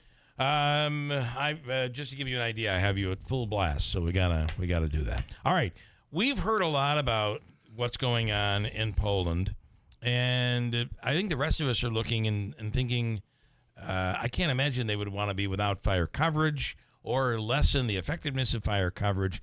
What is in a nut? And we've also heard that this is about property, that someone left property and now they want it back. The family wants it back. They're going to make money. It's valuable property. What is your take on all of this? Okay, so I became a commissioner in December of 2024. Myself and Ralph Potasowicz and Matt DeLucia were the three commissioners that were elected and brought on board. From the beginning of that time period up until the time where we divested ourselves from the Poland Fire Company, there were observed, heard concerns from community members, concerns from former firefighters. There were conversations had with outside fire agencies, their chiefs, assistant chiefs. All of these things, all of this information was being brought to our attention throughout that time period between then and the time being what? Concerns about there were allegations of personal issues with the leadership. There were which were disturbing. Some of them were disturbing, to say the least.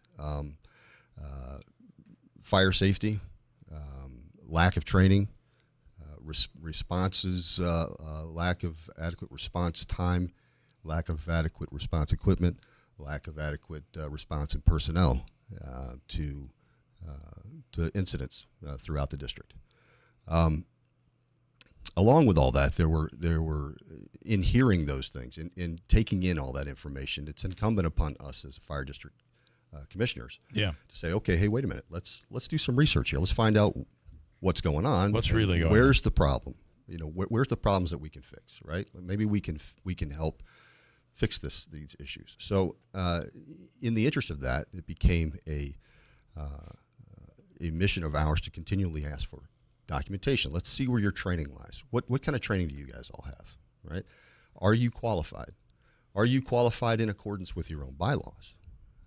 Just that one piece right there, the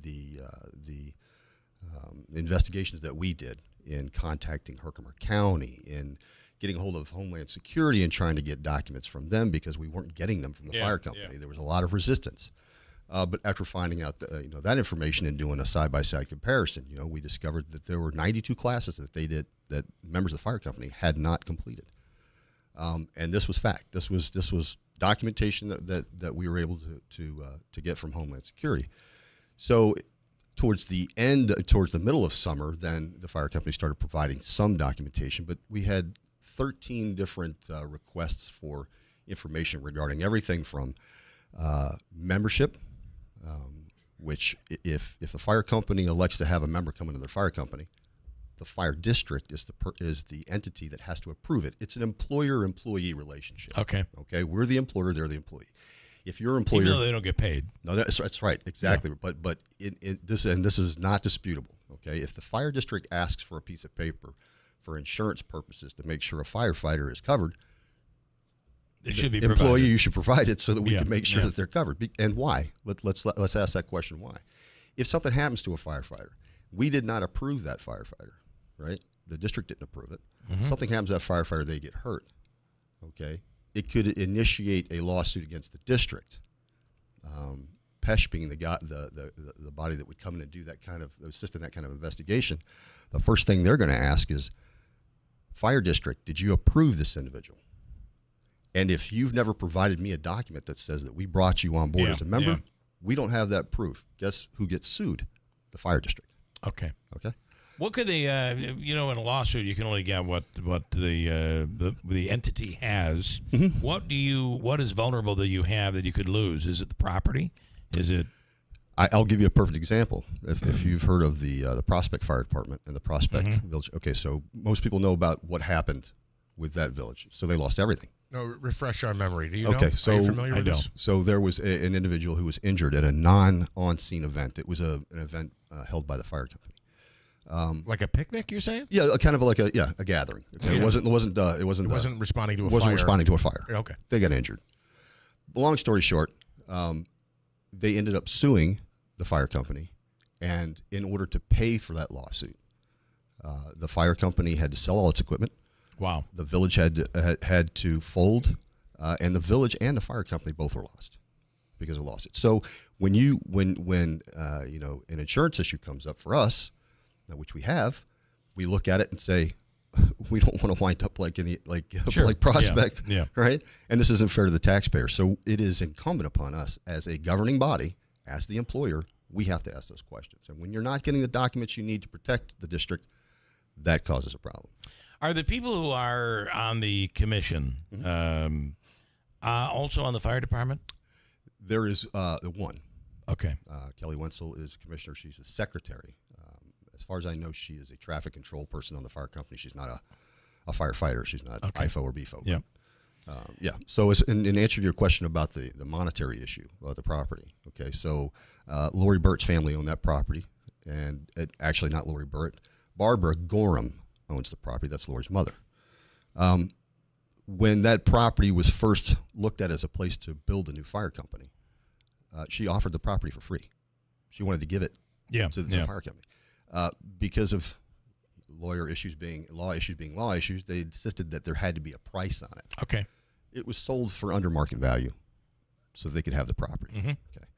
Now, I don't have that document in front of me. I'm not going to say that I know that document back and forth as far as the agreement, but I can tell you that what I have been told, what I've seen myself, is that if within 20 years, if that property no longer is a fire company, it's not operating as a fire company, then they have the option. The fire company has the option to sell, and then there is the option for the Burritts or the Gorhams to offer at value an offer for that property. Okay. They don't get it automatically. Okay. So, are they first in line in terms of does the fire company have to accept an offer, or as long as it's a fair market offer? They offer to sell it. It's up to them to accept it or deny. Yeah. And the other thing is too is that the Burritts have a small farm. They're not ultra wealthy or anything. Yeah. And if you look at the property taxes, it'd be about $25,000 a year. And she has said many times, I don't want this property, no matter what happens. Okay. Why not go in though, because you are the employer, quote unquote? Why not go in and shake things up and demand that these courses are completed, that procedure is followed? New York State certainly maybe 10, 15 years ago made some real, imposed some real restrictions on volunteer fire companies. In fact, a lot of them thought they were going to fold because of those restrictions. That may have been 20 years ago. Why not just go in and clean house? Well, and I'd ask you what clean house means, as far as demanding those documents and those issues to follow, be addressed. To demand that things are addressed and procedures followed. It was done numerous times, repeatedly. And again, I have to kind of bring back to the point that this isn't something that the district wanted. We don't want to shut down a fire company for the love of Pete. I mean, it's the fire company providing service. Yeah. However, if as an employer and an employee, if you're not providing that service, if you have outside agencies, our mutual aid agreement partners, who are showing up to scenes ahead of you, the district taxpayers are paying you to provide that service, right. not the outside agencies. So that was what was happening or being reported? Oh, yeah, that absolutely was happening. And what was your understanding of the reason of that? People had were at work and it took them longer to respond, or they just weren't making it a priority? And again, I don't think it was not making it a priority. I think it boils down to many things, and I'm not going to speculate as to, hey, I was at work or I couldn't get there on time or whatever. But I can tell you, all I can tell you is what we see and what, actually happened on the ground. And what was happening on the ground was, on numerous occasions, our outside agencies were arriving on scene. The one fire, we call it the campfire on Rose Valley Road, that happened this past June 30th, where there was a fatality. The outside agencies, Barneveld, Newport, arrived. They were putting the fire out. They put the fire out. They were in the process of overhaul.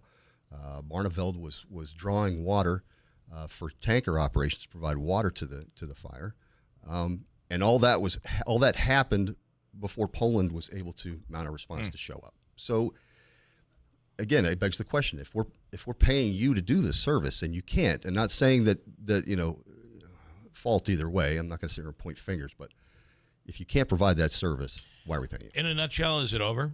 Is this a done process? You are no longer going to utilize Poland? It is our hope that we stand up the fire company again, and that those issues are being addressed. Our attorneys, it's an attorney thing right now. Okay, our so it's not a dead issue. No. But as of right now, you're getting coverage from outside. We are getting coverage from outside. And the goal is to fix things once and for all. Yes. And reopen at some point. Yes, absolutely. And that would essentially, it sounds like, revolves around training, more training and certifications. Training and personnel. Okay. As I had said, there's always more than one side to a story, and I'm so glad we have you here today. Thank you, and we'll keep on this story. Thanks so much. Great. Thanks. From the Stanley Theater Studio, WIBX Utica, Rome, WIBX 950 and 92.3 FM, celebrating 100 years. It's the final stop on the Trump Asian trip. I'm Dave Anthony, Fox News. We had a tremendous meeting today with South Korea. President Trump said that at a dinner with that country's president and other leaders the day before a big meeting with China's leader.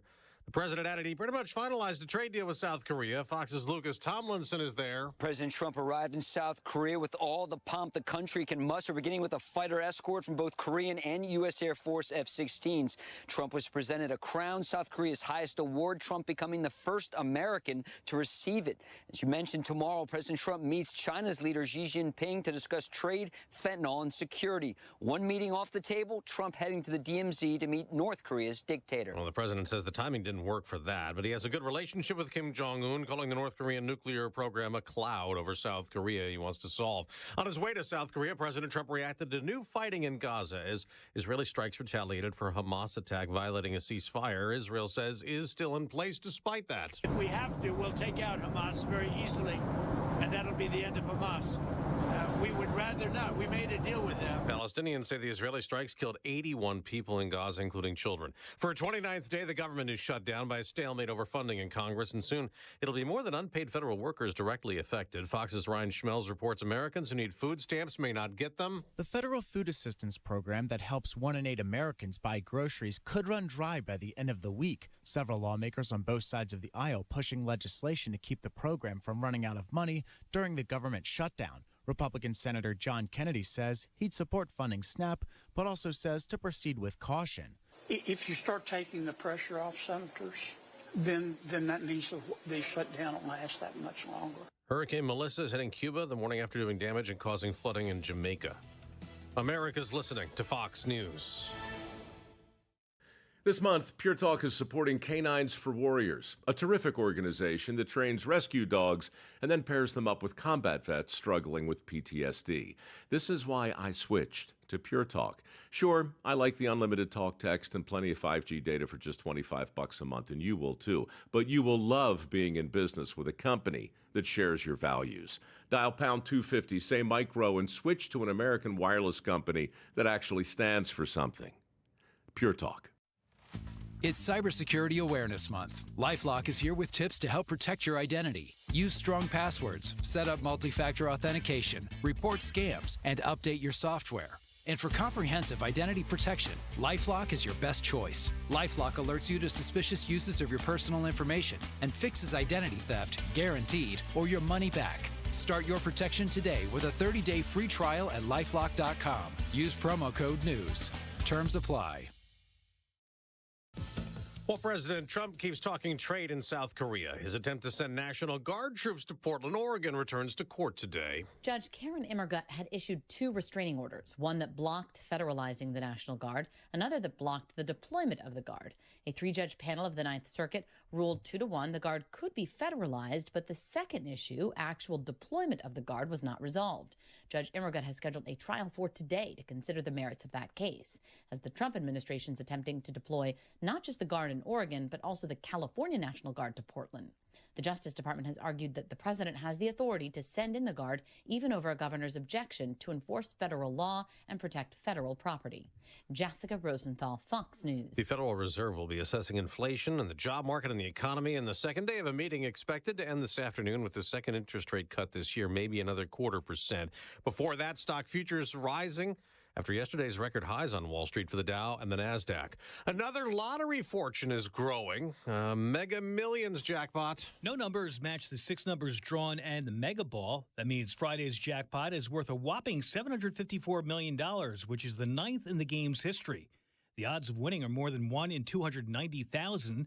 If the winner opts for the lump sum, they'd pocket $352 million before federal taxes. That's Fox's Chris DeMayo. At baseball's World Series, Toronto gets even. Bondazé pitch. Jimenez comes through with a base hit to left center field. Varsha's in to score, and it's 3-1. Andres Jimenez battling with 2 strikes. That ended up the winning run, but the Blue Jays added 3 more and then held on to beat the defending champion Dodgers 6-2 on Fox, tying the World Series the day after an 18-inning marathon Game 3. They'll play again tonight in Los Angeles, and the series shifts to Toronto for Game 6, maybe even a Game 7. I'm Dave Anthony. This is Fox News. Some sunshine. It is rising, 31 degrees. Good morning. I'm Jeff Manaski, WIBX 950 AM, 92.3 FM. News time is 8:05. This news update is brought to you by the new destination Kia of Utica on Commercial Drive in Yorkville. A change at the top at Utica University. It will be coming at the end of the year. Announcement is that Dr. Todd Fanasteel, who joined the Utica University campus in 2018 as the president, has submitted his resignation to the Utica University Board of Trustees, and it is effective at the end of this year. The board has named Dr. Stephanie Nesbitt as Utica University's next president, effective January 1st. Fanasteel played a vital role during his time in Utica, most recently helping to shape a strategic academic and operational restructuring at a challenging time for higher education across the country. The university says he will continue to serve in his current role through December 31st. A Utica man is facing a charge of assault after allegedly punching a nurse at the Wynn Hospital. Utica police say they met the victim when they were called to the hospital, who was assisting staff in a separate incident. When the patient exited his room, the nurse requested that man return to his room. They say that's when he allegedly punched the nurse, causing a large laceration and swelling. 23-year-old Anthony Garcia is now charged with assault. In a separate incident, a Utica man accused of punching a hole in the wall on the first floor of the Oneida County office building. The Oneida County Sheriff's Office says 33-year-old Paul Venort II was leaving a waiting room on the first floor, and as he was walking down a hallway, used a closed fist to punch a hole inside the wall there. He was charged with criminal mischief in the 4th degree, which is a misdemeanor. However, deputies say they learned that Venort was on state parole, so state parole was notified and a violation of a parole warrant was sent to the Oneida County Correctional Facility. Deputies transported Venort to the Oneida County Jail. He was turned over to correctional officers and is being held there for a violation of parole warrant. The former treasurer of the Vernon Center Fire Department will be behind bars for several years. A judge sentencing 51-year-old Janelle Rose to spend up to 4 years in prison for stealing more than $300,000 from the department. That money was taken over a 6-year period. Rose deposited checks into his personal accounts that were intended for the fire department. As part of his sentence, Rose must also pay restitution. WIBX 950 AM, 92.3 FM. News time is 8:08. Your forecast is brought to you by John's Mobile Home Parts and Accessories in Oriskany Falls. For all of your mobile home needs, it's worth the trip. Visit johnsmobilehomeparts.com for more information. Some decent rainfall in here Thursday. I would plan on rain. It looks like even in the mountains, it's going to be a liquid event even tomorrow night. Maybe some of the peaks pick up some wet snowflakes. We're looking good, though, today. Mostly clear and mostly sunny with some clouds today, 55. Tonight, thickening clouds, mid-30s. Rain developing tomorrow, gusty east breeze, 55. Rain tomorrow night, showers on Halloween, 52. From the Weather Channel, I'm meteorologist Ray Stajik, WIBX, 950 AM and 92.3 FM. Right now, sunshine and 31 at 8:09. In sports, the Toronto Blue Jays bounce back, evening the series at 2 games apiece as they beat the Dodgers 6-2 in Game 4 last night. Vladimir Guerrero Jr. launched his 7th home run of the postseason, a 2-run shot off Shohei Ohtani. Ohtani had a rough night last night, at least by his standards, that's for sure. He was charged with the loss. He gave up 4 runs on 6 hits over 6 innings, and he was also 0 for 3 at the plate with a couple of strikeouts. Game 5 tonight from Dodger Stadium in Los Angeles. The New England Patriots, part of a couple of trades yesterday. They have traded defensive end Keon White to the San Francisco 49ers and safety Kyle Duggar to the Pittsburgh Steelers. The Pats will also be sending a 2026 7th-round pick to the Niners for a 2026 6th-round pick and a 7th-round pick to the Steelers for a 6th-rounder. Syracuse University men's basketball wraps up its preseason tonight. The Orange will be hosting Pace University at the JMA Wireless Dome for an exhibition game. It's a 7 o'clock start, and it airs on the ACC network. Syracuse last played on Saturday, defeating the University at Buffalo. It appears likely they will have Sadiq White back on the court. He missed that game Saturday with an injury, but is expected to play coming up later tonight. Miami Heat guard Terry Rozier reportedly faced an over $8 million federal income tax lien filed by the IRS in Broward County, Florida in 2023. ESPN says the lien was filed after past due notices and remains active with no record of release. It is linked to GMB Chronicles, a company incorporated in 2024 that holds the trademark rights to Rozier's nickname, Scary Terry. This comes as Rozier is under federal investigation now in an FBI gambling probe involving him and former NBA coach Chauncey Billups. Rozier faces charges of conspiracy to commit wire fraud and money laundering unrelated to that IRS lien. So I don't know. That story's being put out there now. I think people started digging into his background when these allegations came forward, and I don't know if this was the need for money was the reason he allegedly did this. I don't know. Wow. I have some comments here if you're interested. Yeah. What do you have? Okay. Lance and Lee. Bill, you must take a lot of steps carrying Pasenti's water. You should be as skinny as he is. I got to tell you, what happens is I'm such an awful carrier. The water slops all over the place. The pails are empty by the time I get to my destination. Sue in Utica says, every fall I am always hungry even after eating a good meal. I always wonder if I'm part bear getting ready for a long winter. That's how I feel. Yeah, I cannot stop eating at this time of year. I think it's an evolutionary thing. The days are getting shorter, the nights are getting colder, and our bodies are like, okay, we got to stock up because hunting's going to be tough over the next 6 months. So we got to eat while we can. There's also a seasonal, I just think right now, even though it's sunny out, the sun is positioned differently. It's cold out. There is a seasonal depression that I think seasonal some people, effect disorder is an actual diagnosable it's a real thing now. Yeah. So sometimes, there are those people that when they're down a little bit, you get yourself up with some food. Yeah, I think I fall into both of those categories. Yeah. Seasonal depression, although I'm not experiencing it right now because the sun has been out. For me, it's a lack of sunshine. If I don't get sunshine, me too. I'm the same way. I really don't care what the temperature is, or as long as the sun is shining, I'm in a much better place mentally. But I mean, food in a lot of our come on, we're coming through the holidays. What makes you feel loved when you go to Grandma's house? Grandma. Well, yeah. She gives us money. Despite she the always obvious. Gave us money. but what's on the table? The hot oatmeal or the fresh pancakes in the morning and the come on, we're all grown-ups here. The coffee brewing when you wake up, the smell of that coffee percolating. I think today I'm going to go home. I'm going to get out of here. I'm going to go home and I'm going to make 2 eggs, sunny side up, just as my grandmother used to do. And we would always put ketchup on with toast. That was my big thing. I love dipping the toast into the yolk, but my grandmother hated that. So to offer up something different, she would sprinkle sugar on the eggs.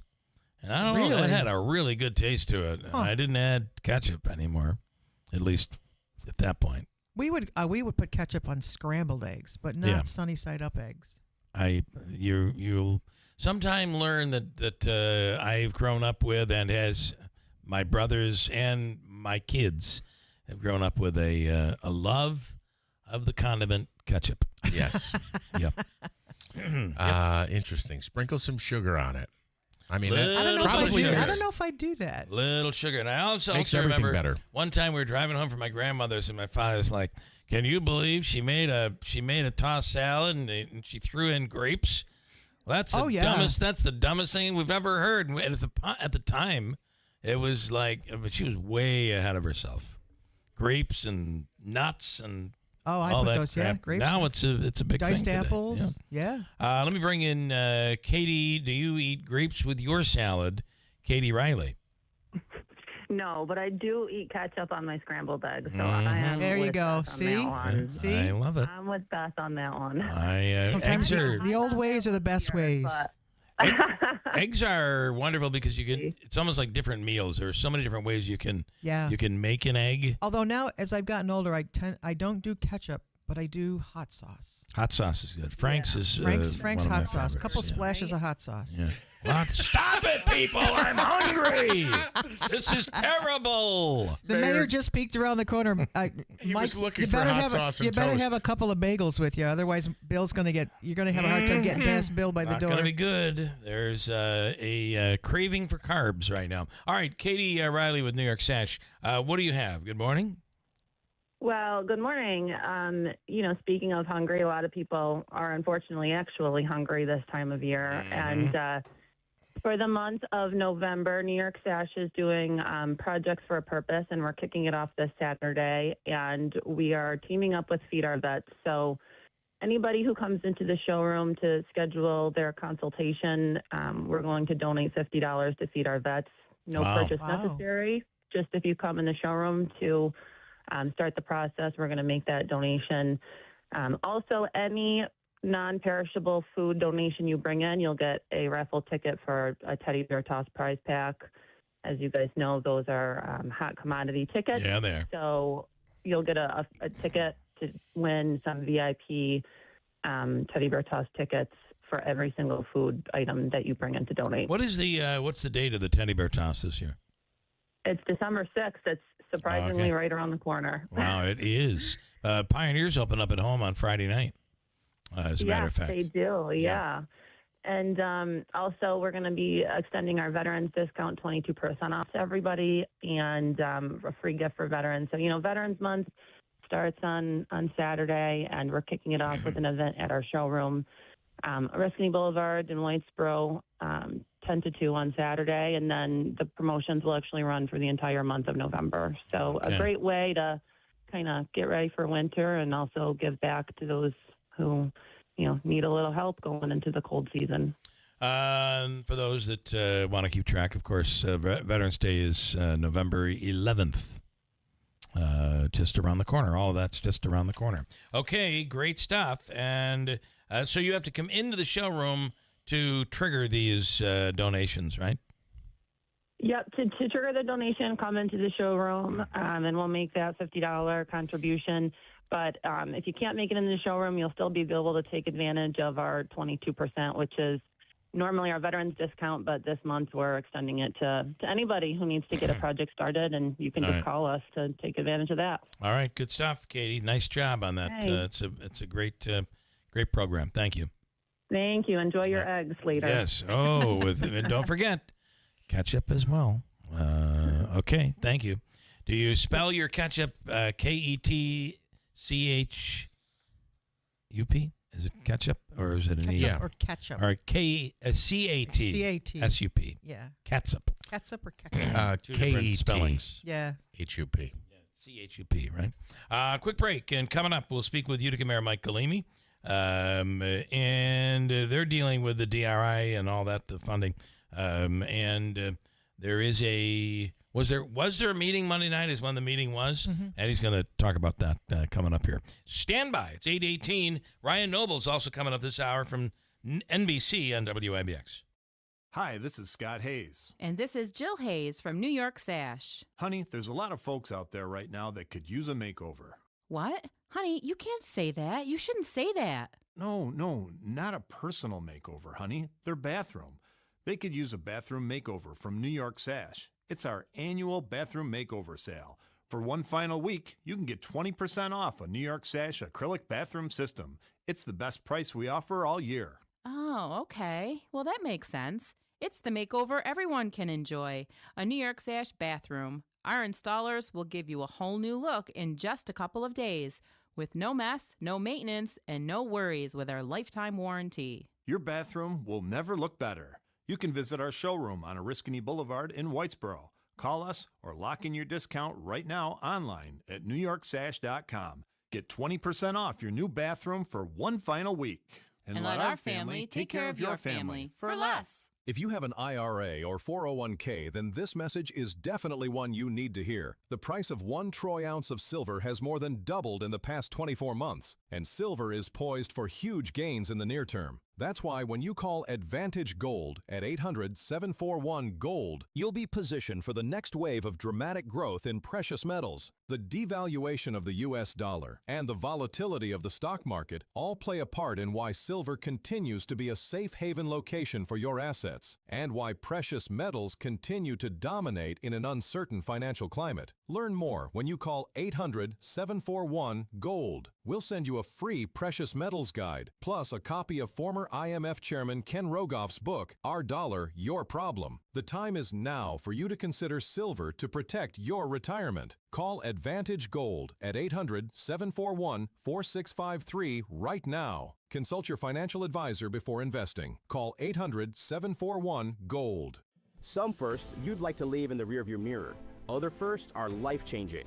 Nokian Tires invented the first all-weather tire 25 years ago to serve as a true year-round driving solution. We infuse our tires with aramid fibers for pothole protection, and we subject our products to Arctic conditions at the largest winter tire test facility in the world. Make safety your first priority. Nokian Tires. First things first. Visit Tallman's Tire and Auto Repair in Utica, Yorkville, Rome, and Herkimer, or online at tallmanstire.com. The City of Utica's Controllers Race is one of the most important in recent years. It requires a person with the qualifications and proven hands-on financial experience needed to be our city's chief financial officer. That person is hands down Mike Sermonaro. Mike is a proven leader spanning almost 40 years of experience throughout city government and is known for his toughness, fairness, and his extraordinary work ethic. Vote for Mike Sermonaro for Utica City Controller, a proven and very capable leader. Paid for by Mike Sermonaro for Controller. Hey, Central New York, this is Will Kane of The Will Kane Show, and you can now hear my show every weekday at WIBX. I do things a little differently when I'm behind the microphone because I turn it over to the listeners to learn and really dig into the issues that impact everyday Americans. The Will Kane Show lets you keep ahead of the headlines and understand what's really going on in the world with in-depth discussions from leading experts and the brightest minds. From politics to sports, nothing is off topic. Listen to The Will Kane Show weekdays at 6, only on WIBX 950 AM and 92.3 FM. Celebrating 100 years. This is Keeler. WIBX 950 and 92.3 FM. Now back to the Keeler Show. All right, so portions of the program brought to you by River Hills Properties, and they continue to invest in upstate New York. There's something about listing your home with River Hills. You immediately had a team of hard-working professionals who will assist you in strategizing and doing the legwork when it comes to selling your home. We experienced that firsthand when we sold our home, and River Hills was there. Every time the house was shown, they were there. Every event that occurred, from the appraisal to the inspection to the closing to the every single showing, they were there and played a huge role in us selling our home in about a week, pretty fast. It's River Hills Properties at Barnaville, Little Falls, in Utica, Copenhagen to the north, now in Newport, coming soon to Rome, and for the snowbirds, yeah, they have a full team of River Hills agents in Florida, on the Gulf side, the Gulf Coast side of Florida, in Sarasota, Naples, Marco Island, some beautiful areas there. Nobody sells homes like River Hills Properties.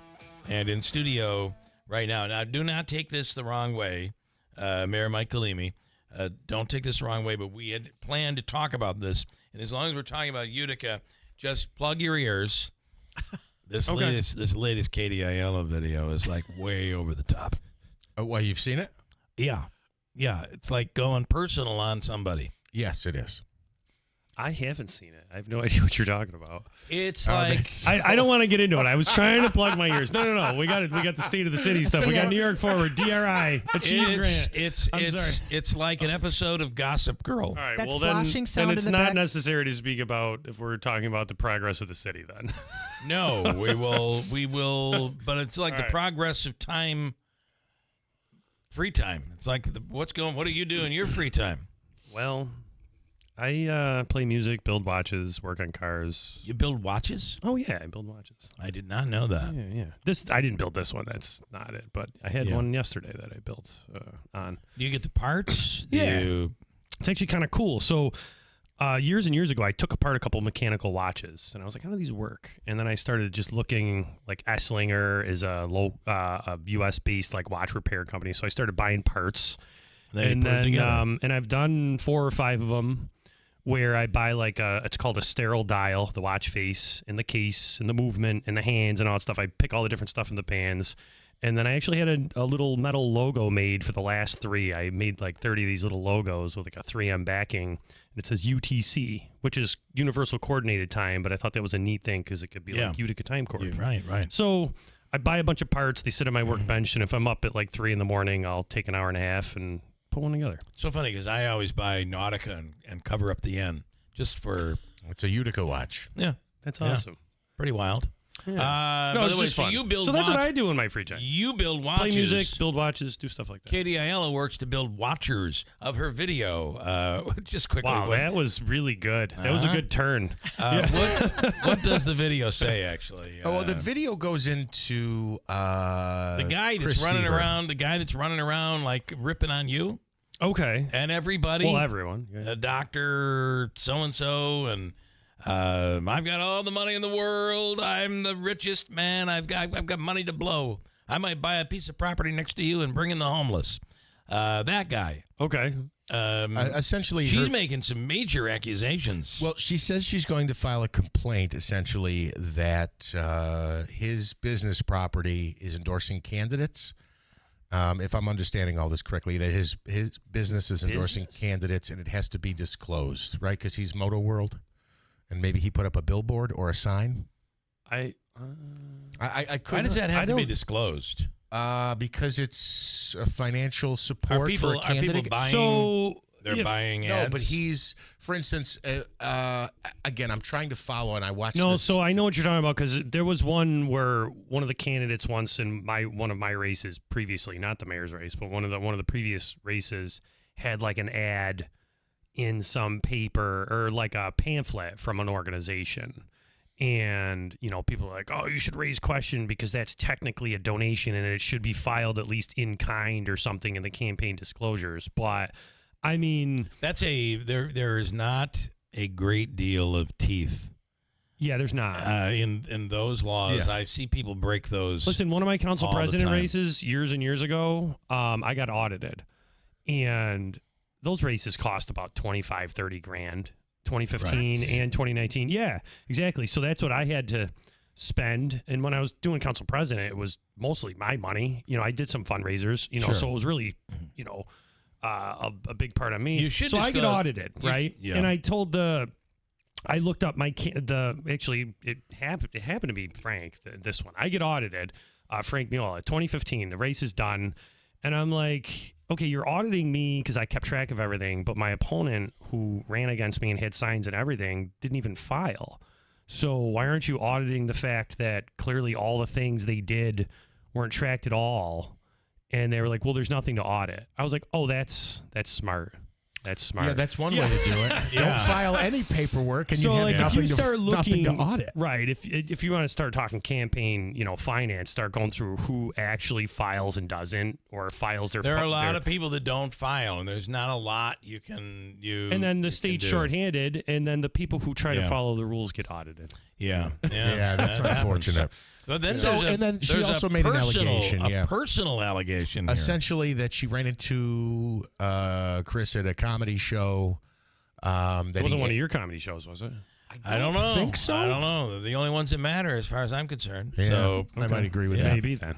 Yeah. That he asked her to go to a different comedy show and then maybe invited her to Vegas. That's what she claims in the video, or that there was a reference to going away to Vegas or something like that. She's doing that, I think, just to publicly shame him or call him out and essentially say that he's. Maybe his criticism of her is motivated by the fact that she wouldn't go on a date with him? In defense of him, Instagram and Facebook has become topics. Anybody Both can. ways. I'm sorry, but this is ridiculous. Anybody can ask anybody out. You know. Yeah. It's not illegal to say, hey. Or inappropriate, unless you do it, unless you do something that's like grotesque or something. I It's mean, not I will inappropriate. admit, most people are like, hey, you want to go up to the Maynard Fire Hall? There's a chicken barbecue. But he's like, hey, let's go to Vegas. Want to go to Abu Dhabi? Because he's got all this cash. Well, the reason I laughed so hard when we started this interview is because I have a message here from Lance and Lee. I'm intrigued. I feel like Lance and Lee. You're going to have to go watch it. I feel like I'm going to have to at least thumb through this one. Well, he just he refers to you the way that Chris Stever refers to you, Mayor Galeem. Yes. Not Galimi.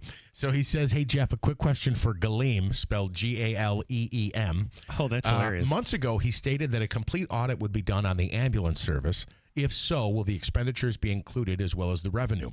The expenditures conveniently always seem to be left out of the conversation when people try to justify the service. Secondly, is the relationship between the city and the fire department better than it was since Tom Carcone retired? So, since Tom Carcone retired, that would change the relationship between the union and the and the city. Right. The city and the fire department are one, and we have a great relationship. Regarding the audit, yes, the expenses, of course, have to be included. And actually, I just was speaking with one of the representatives of the firemen yesterday about this, and I wish I had my budget director with me because he's like feverishly working on this because he thinks it's a really cool project. Were you talking to him about the 15 positions you're about to eliminate? Well, one, that's not true. Okay, I love the fact that, like always, the person I ran against and Mr. Miola, in 2015 for good reason, and became council president instead of Frank, loves throwing absolute nonsense into the airwaves so that they can have conversations to talk about for political reasons. It was done this way because this was during the debate. Right. He did say, I'm hearing that maybe they're about to get rid of 15 fire jobs. Which is absurd. So, separate from that, the audit. Yes, the expenses have to be included. So those expenses are amortization of the ambulances, the debt service. They have to be, the actual cost of the firemen themselves, the fire EMT, and that's weighted, right? Because if they're split between an apparatus and going out in the ambulance, that's about a 65-35 split as far as like 65% gets counted towards the ambulance service. Then it has to be all the medical supplies, all of the services to clean the sheets. Literally every single bit of that has to be put together. I also spoke with Vinol to see, in the private sector, how much does it cost you to run a rig so that I can actually do a comparison to see if at the municipal level we're at least staying within the boundaries of what we should be. All the preliminary numbers. You don't want to say it makes money, for example, but the service is in the black, actually.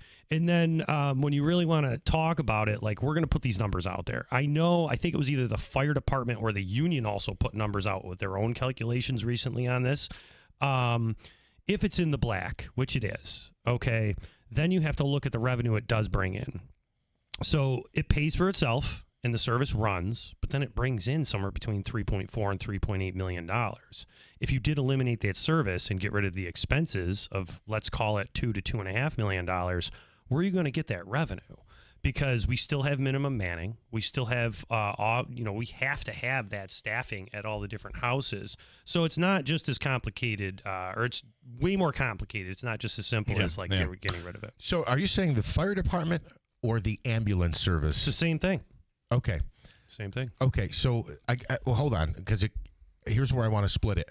Are you saying if you got rid of the ambulance service, you would lose approximately $3.5 million in revenue? Yeah. And then the city would solely be paying for the fire service because it wouldn't be an ambulance service anymore. It would just be a fire service. Correct. And that is money that the city does not have to pay currently. So essentially that would create a $3.5 million hole in your budget. Right. So let's say EMS goes away. Okay. And all of a sudden we have $2.5 million less a year, but it's bringing in 3.8, which that's really what all the preliminary audits are showing. How much do the firefighters cost that are being kept on to? Because ultimately, without it's the an ambulance average. service, If you want to average it, what is the number though that you're saving 16 or 17 firefighters by having the ambulance service? Was a number? Well, that was a long time ago when they started. I'm not sure what the rationale was on that. But chances are, if you lose the ambulance service, you wouldn't need the same.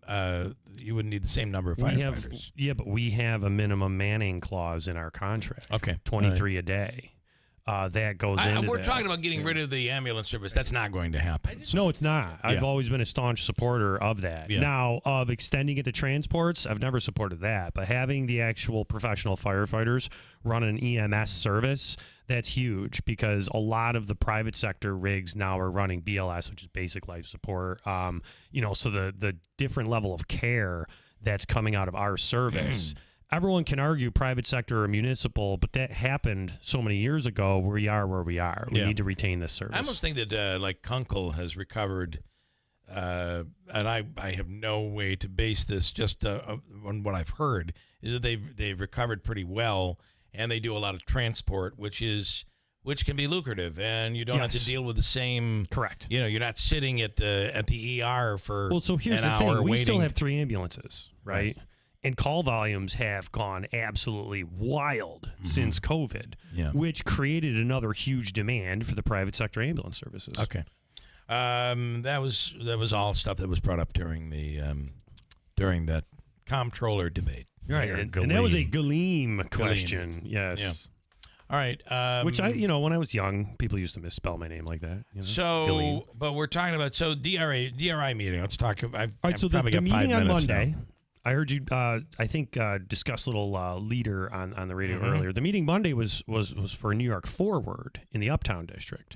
So the city is applying to 3 distinct grant programs through the state. There's Achieve, there's DRI, which is Downtown Revitalization, which that's the one everyone kind of spins around, and then there's New York Forward.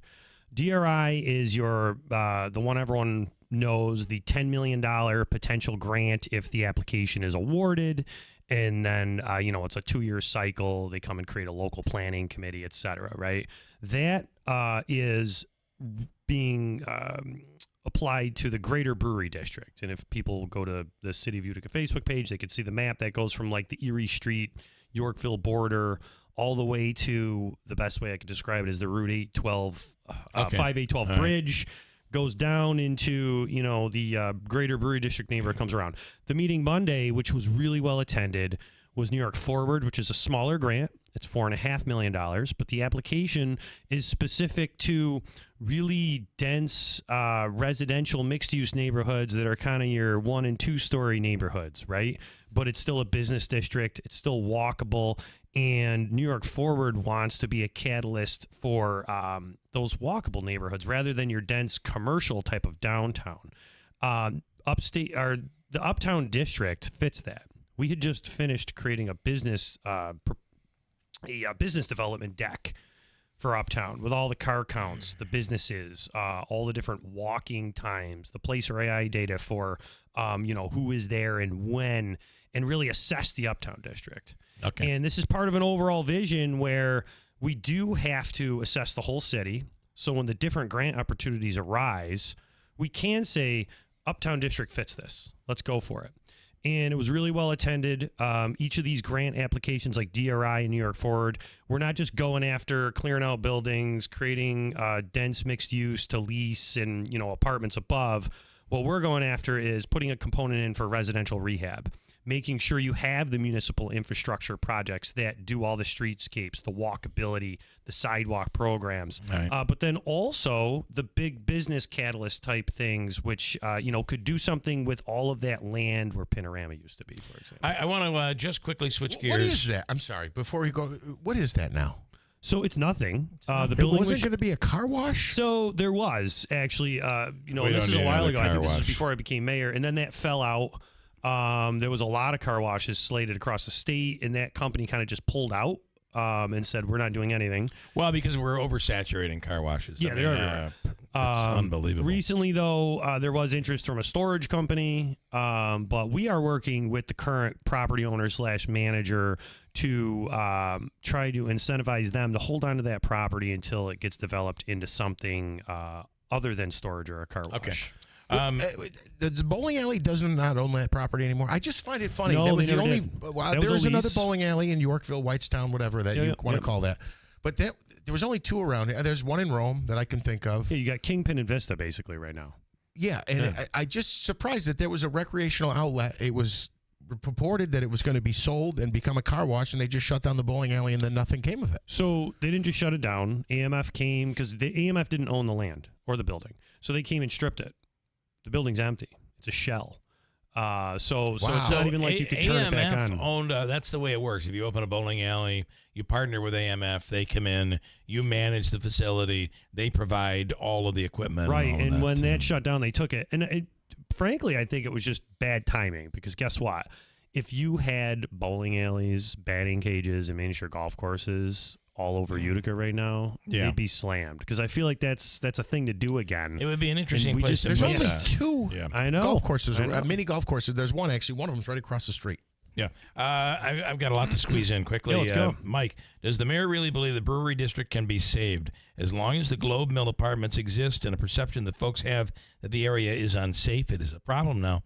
I doubt it will rebound. It's just becoming a part of West Utica. So it is rebounding. It is perception. Globe Mills has had a huge amount of turnover for good reason. They Cops are there a evicted all lot. the people. Police are spending a lot of time We've there. done a lot of different patrols. We did a lot of work with the brewery district and all those businesses this summer with multiple partner meetings with the chamber. It was the final restaurant week destination. That was their last day. And if you go down to the beer garden, if you go... The beer garden's beautiful. Well, it's not just that. If you go down to Varick right now, one of the bigger perception things we're trying to get over is if you get out of a... This happened to me the other day. Real quick story. Someone said, hey, we got out of a wedding at ICC. Wedding was awesome. It was 9 o'clock. We went down to Varick. It was, quote, dead. I went down there the same night at about 11:30 when people actually go out, and it was slammed. Every place was open. People were walking around with slices of pizza out of Lucan's.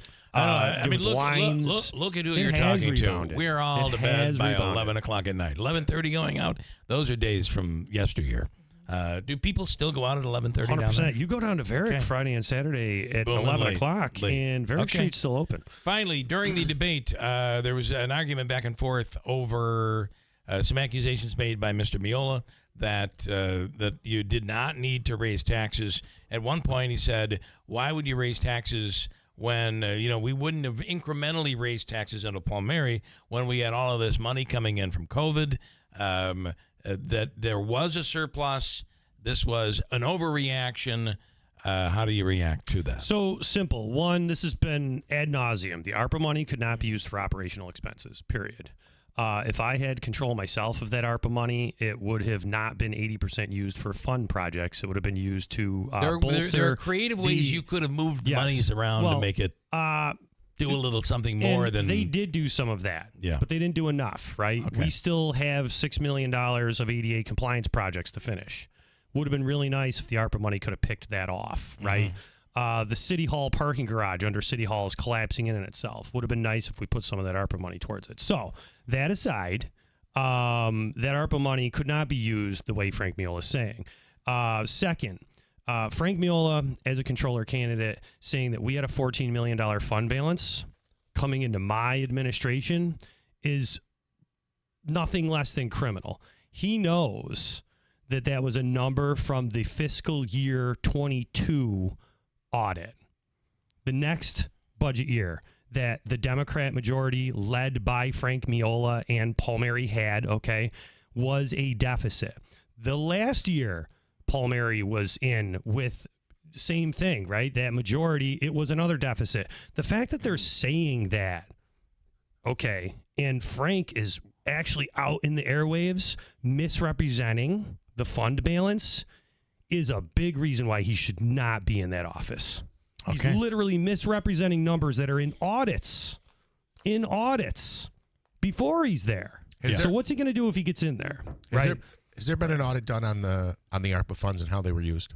So that was all audited over and over and over again. That was like a quarterly thing required by the federal government. Okay. Yeah. And then, now, how it was used was a choice of the administration. Yes. Whether it was used appropriately was audited consistently, and there's never been anything found wrong with how they spent it, which is why I've never gone after the administration on what they like, the mechanics of them using the money. I had my opinions on how I might have done it differently, but that was their choice.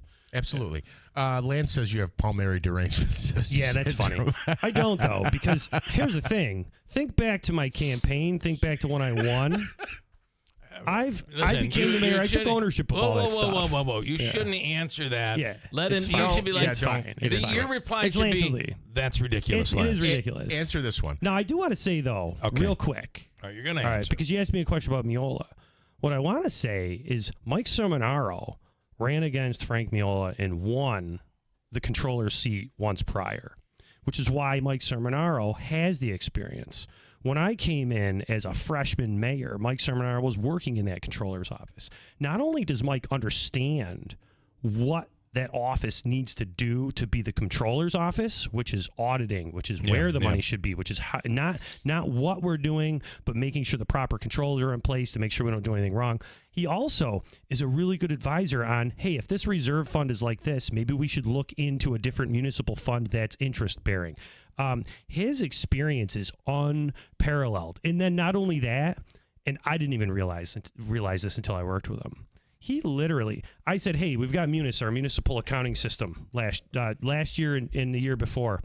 I said, what we need is a spreadsheet to work with so the council can be informed on the budget, but I also want to make sure that spreadsheet can go, whatever we do, that could go right into Munis and back and forth. He worked with that actual municipal accounting software company and created an Excel template so that can go back and forth. He's literally top to bottom, not only the most experienced person, and I'm not just saying this because I want him to be the controller, it's just the reality of it. He was the controller. He is a controller. He should be the controller. All right. Public endorsement right there? 100%. Okay.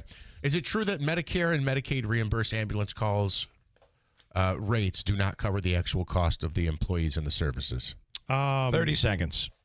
That's not true because what we bring in more than covers the employees. Okay. All right. Yeah. Mayor, thank you as always. We Thank appreciate it. Coming up, Ryan Nobles from NBC. Listen, if your house was built in Utica and Rome in Oneida County before 1978, there's a very good chance it's filled with lead paint and lead, which is extremely dangerous to young children and adults as well. And there's money to fix it. It's a problem.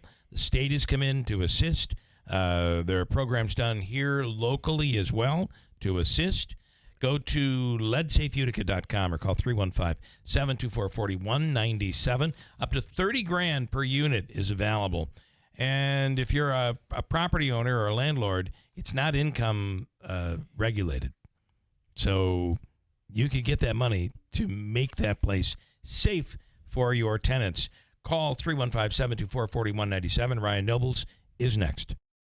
Judge Gregory Amoroso, supervising judge of 7 city courts in 5 area counties with over a decade of experience on the bench. Presiding judge of Oneida County's Drug Treatment Court, offering a lifeline to individuals struggling with substance abuse, supporting families. I'm Judge Greg Amoroso. I've spent my professional career in criminal and civil law as both an attorney and a judge, serving my community, seeking justice. But the most rewarding part of my service has been working outside the norm to tackle substance abuse in our region. By linking those plagued with addiction to needed services while holding them accountable to their legal obligations, we're advancing personal recovery, rebuilding relationships, and empowering individual purpose while reducing future crime. As your Supreme Court Justice, I'll take that same innovative, outside-the-box thinking to challenges before the New York State bench. I ask for your vote. Paid for by Committee to Elect Judge Gregory Amoroso. ElectJudgeAmoroso.com.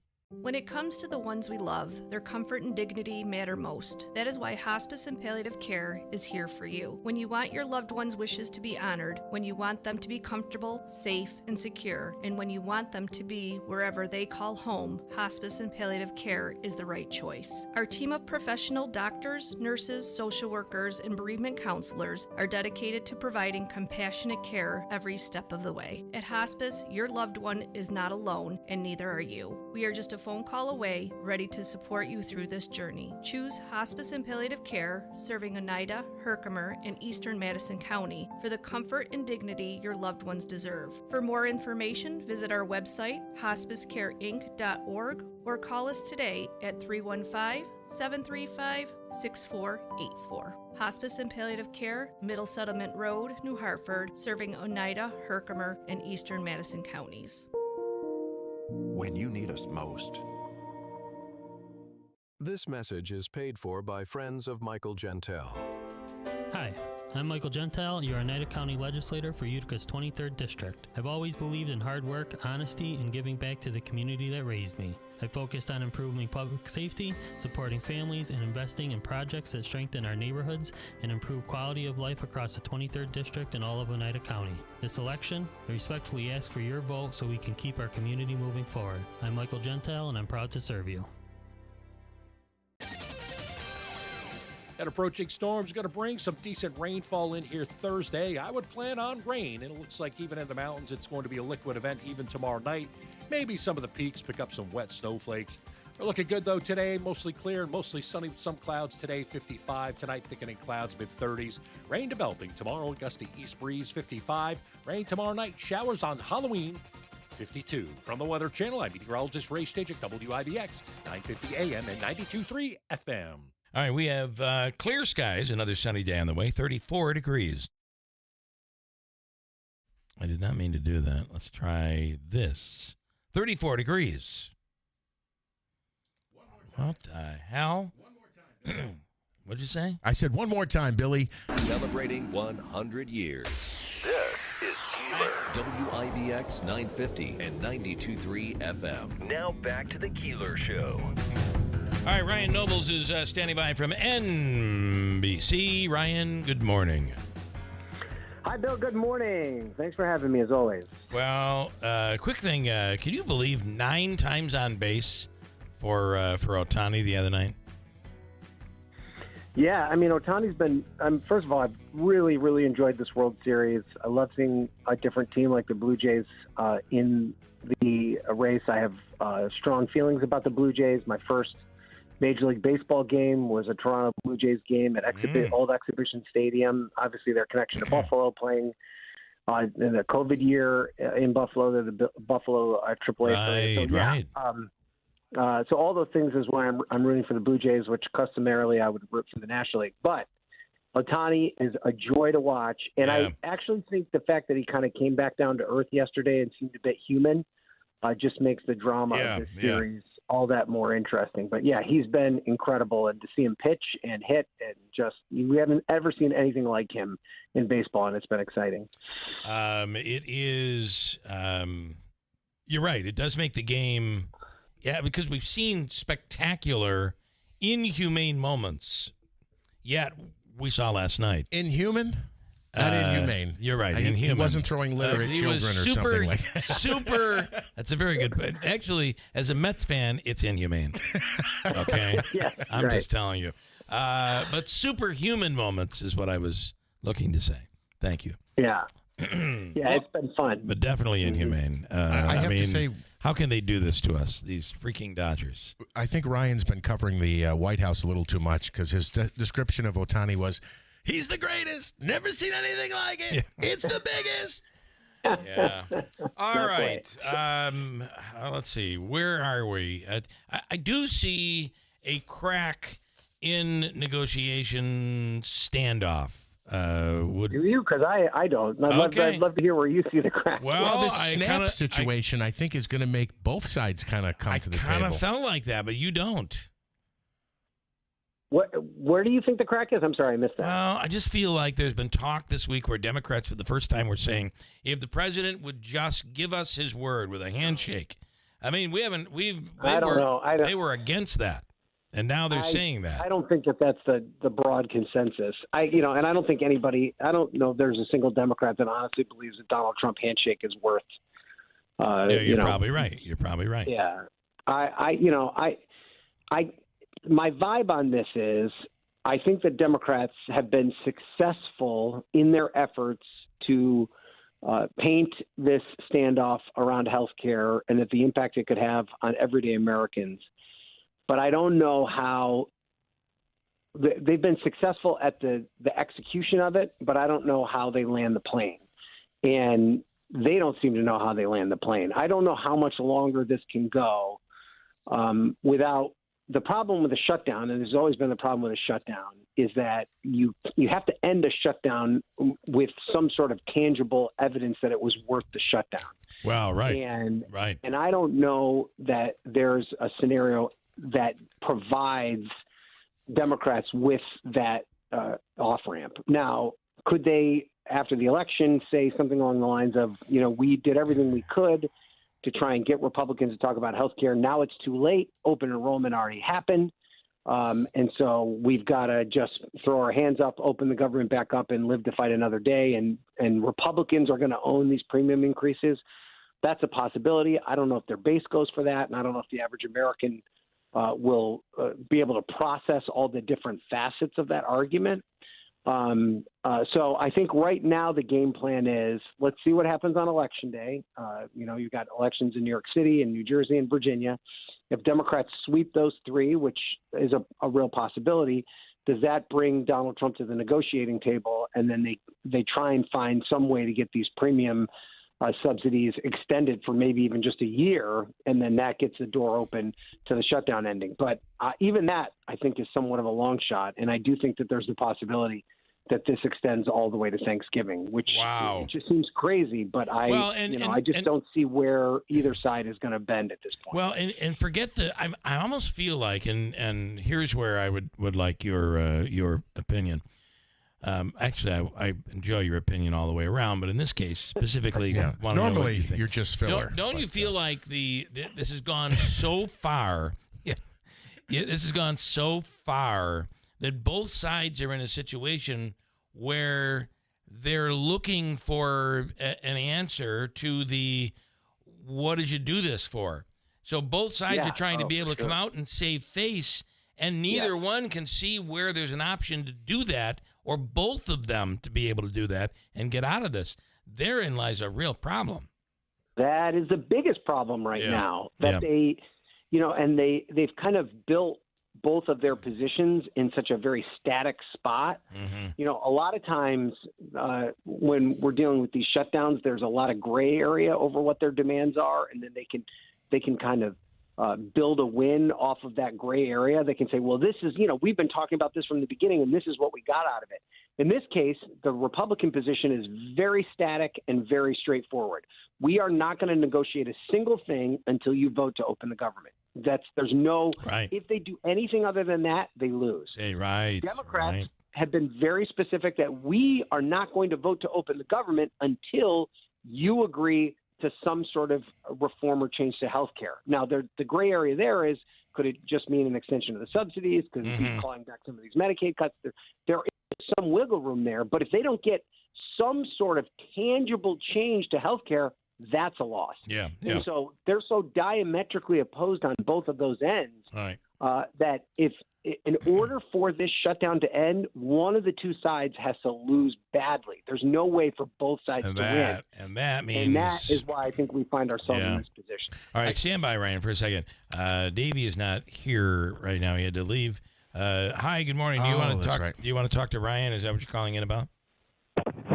Okay. Oh, or don't answer me and just hang up. That's what I think that was one of Davey's friends who calls to just shoot the breeze during the show. Hi, it's Davey.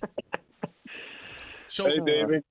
Not really. It's Bill. Do you want to talk to Ryan? Or are you calling in for that reason? Or are you part of the Davey show that isn't going on right now? No. I really want to weigh in on this whole. It's Joe Load. It's Joe Load. Sorry. Tell me, have you been affected by this? Well, The shutdown. we didn't hear that. By the shutdown, I think he said. Oh, have you been affected by this shutdown at all?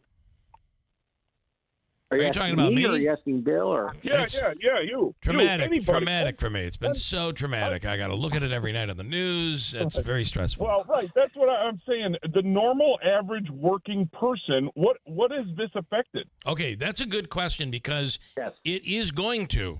And Ryan, go ahead. No, but I think Joe, first of all, makes a very terrific point. And I think that's part of the reason this is extended to 29 days is because the vast majority of Americans are not impacted by the shutdown in any way, shape, or form. They're not talking about it at their soccer games. It's not a conversation over the dinner table.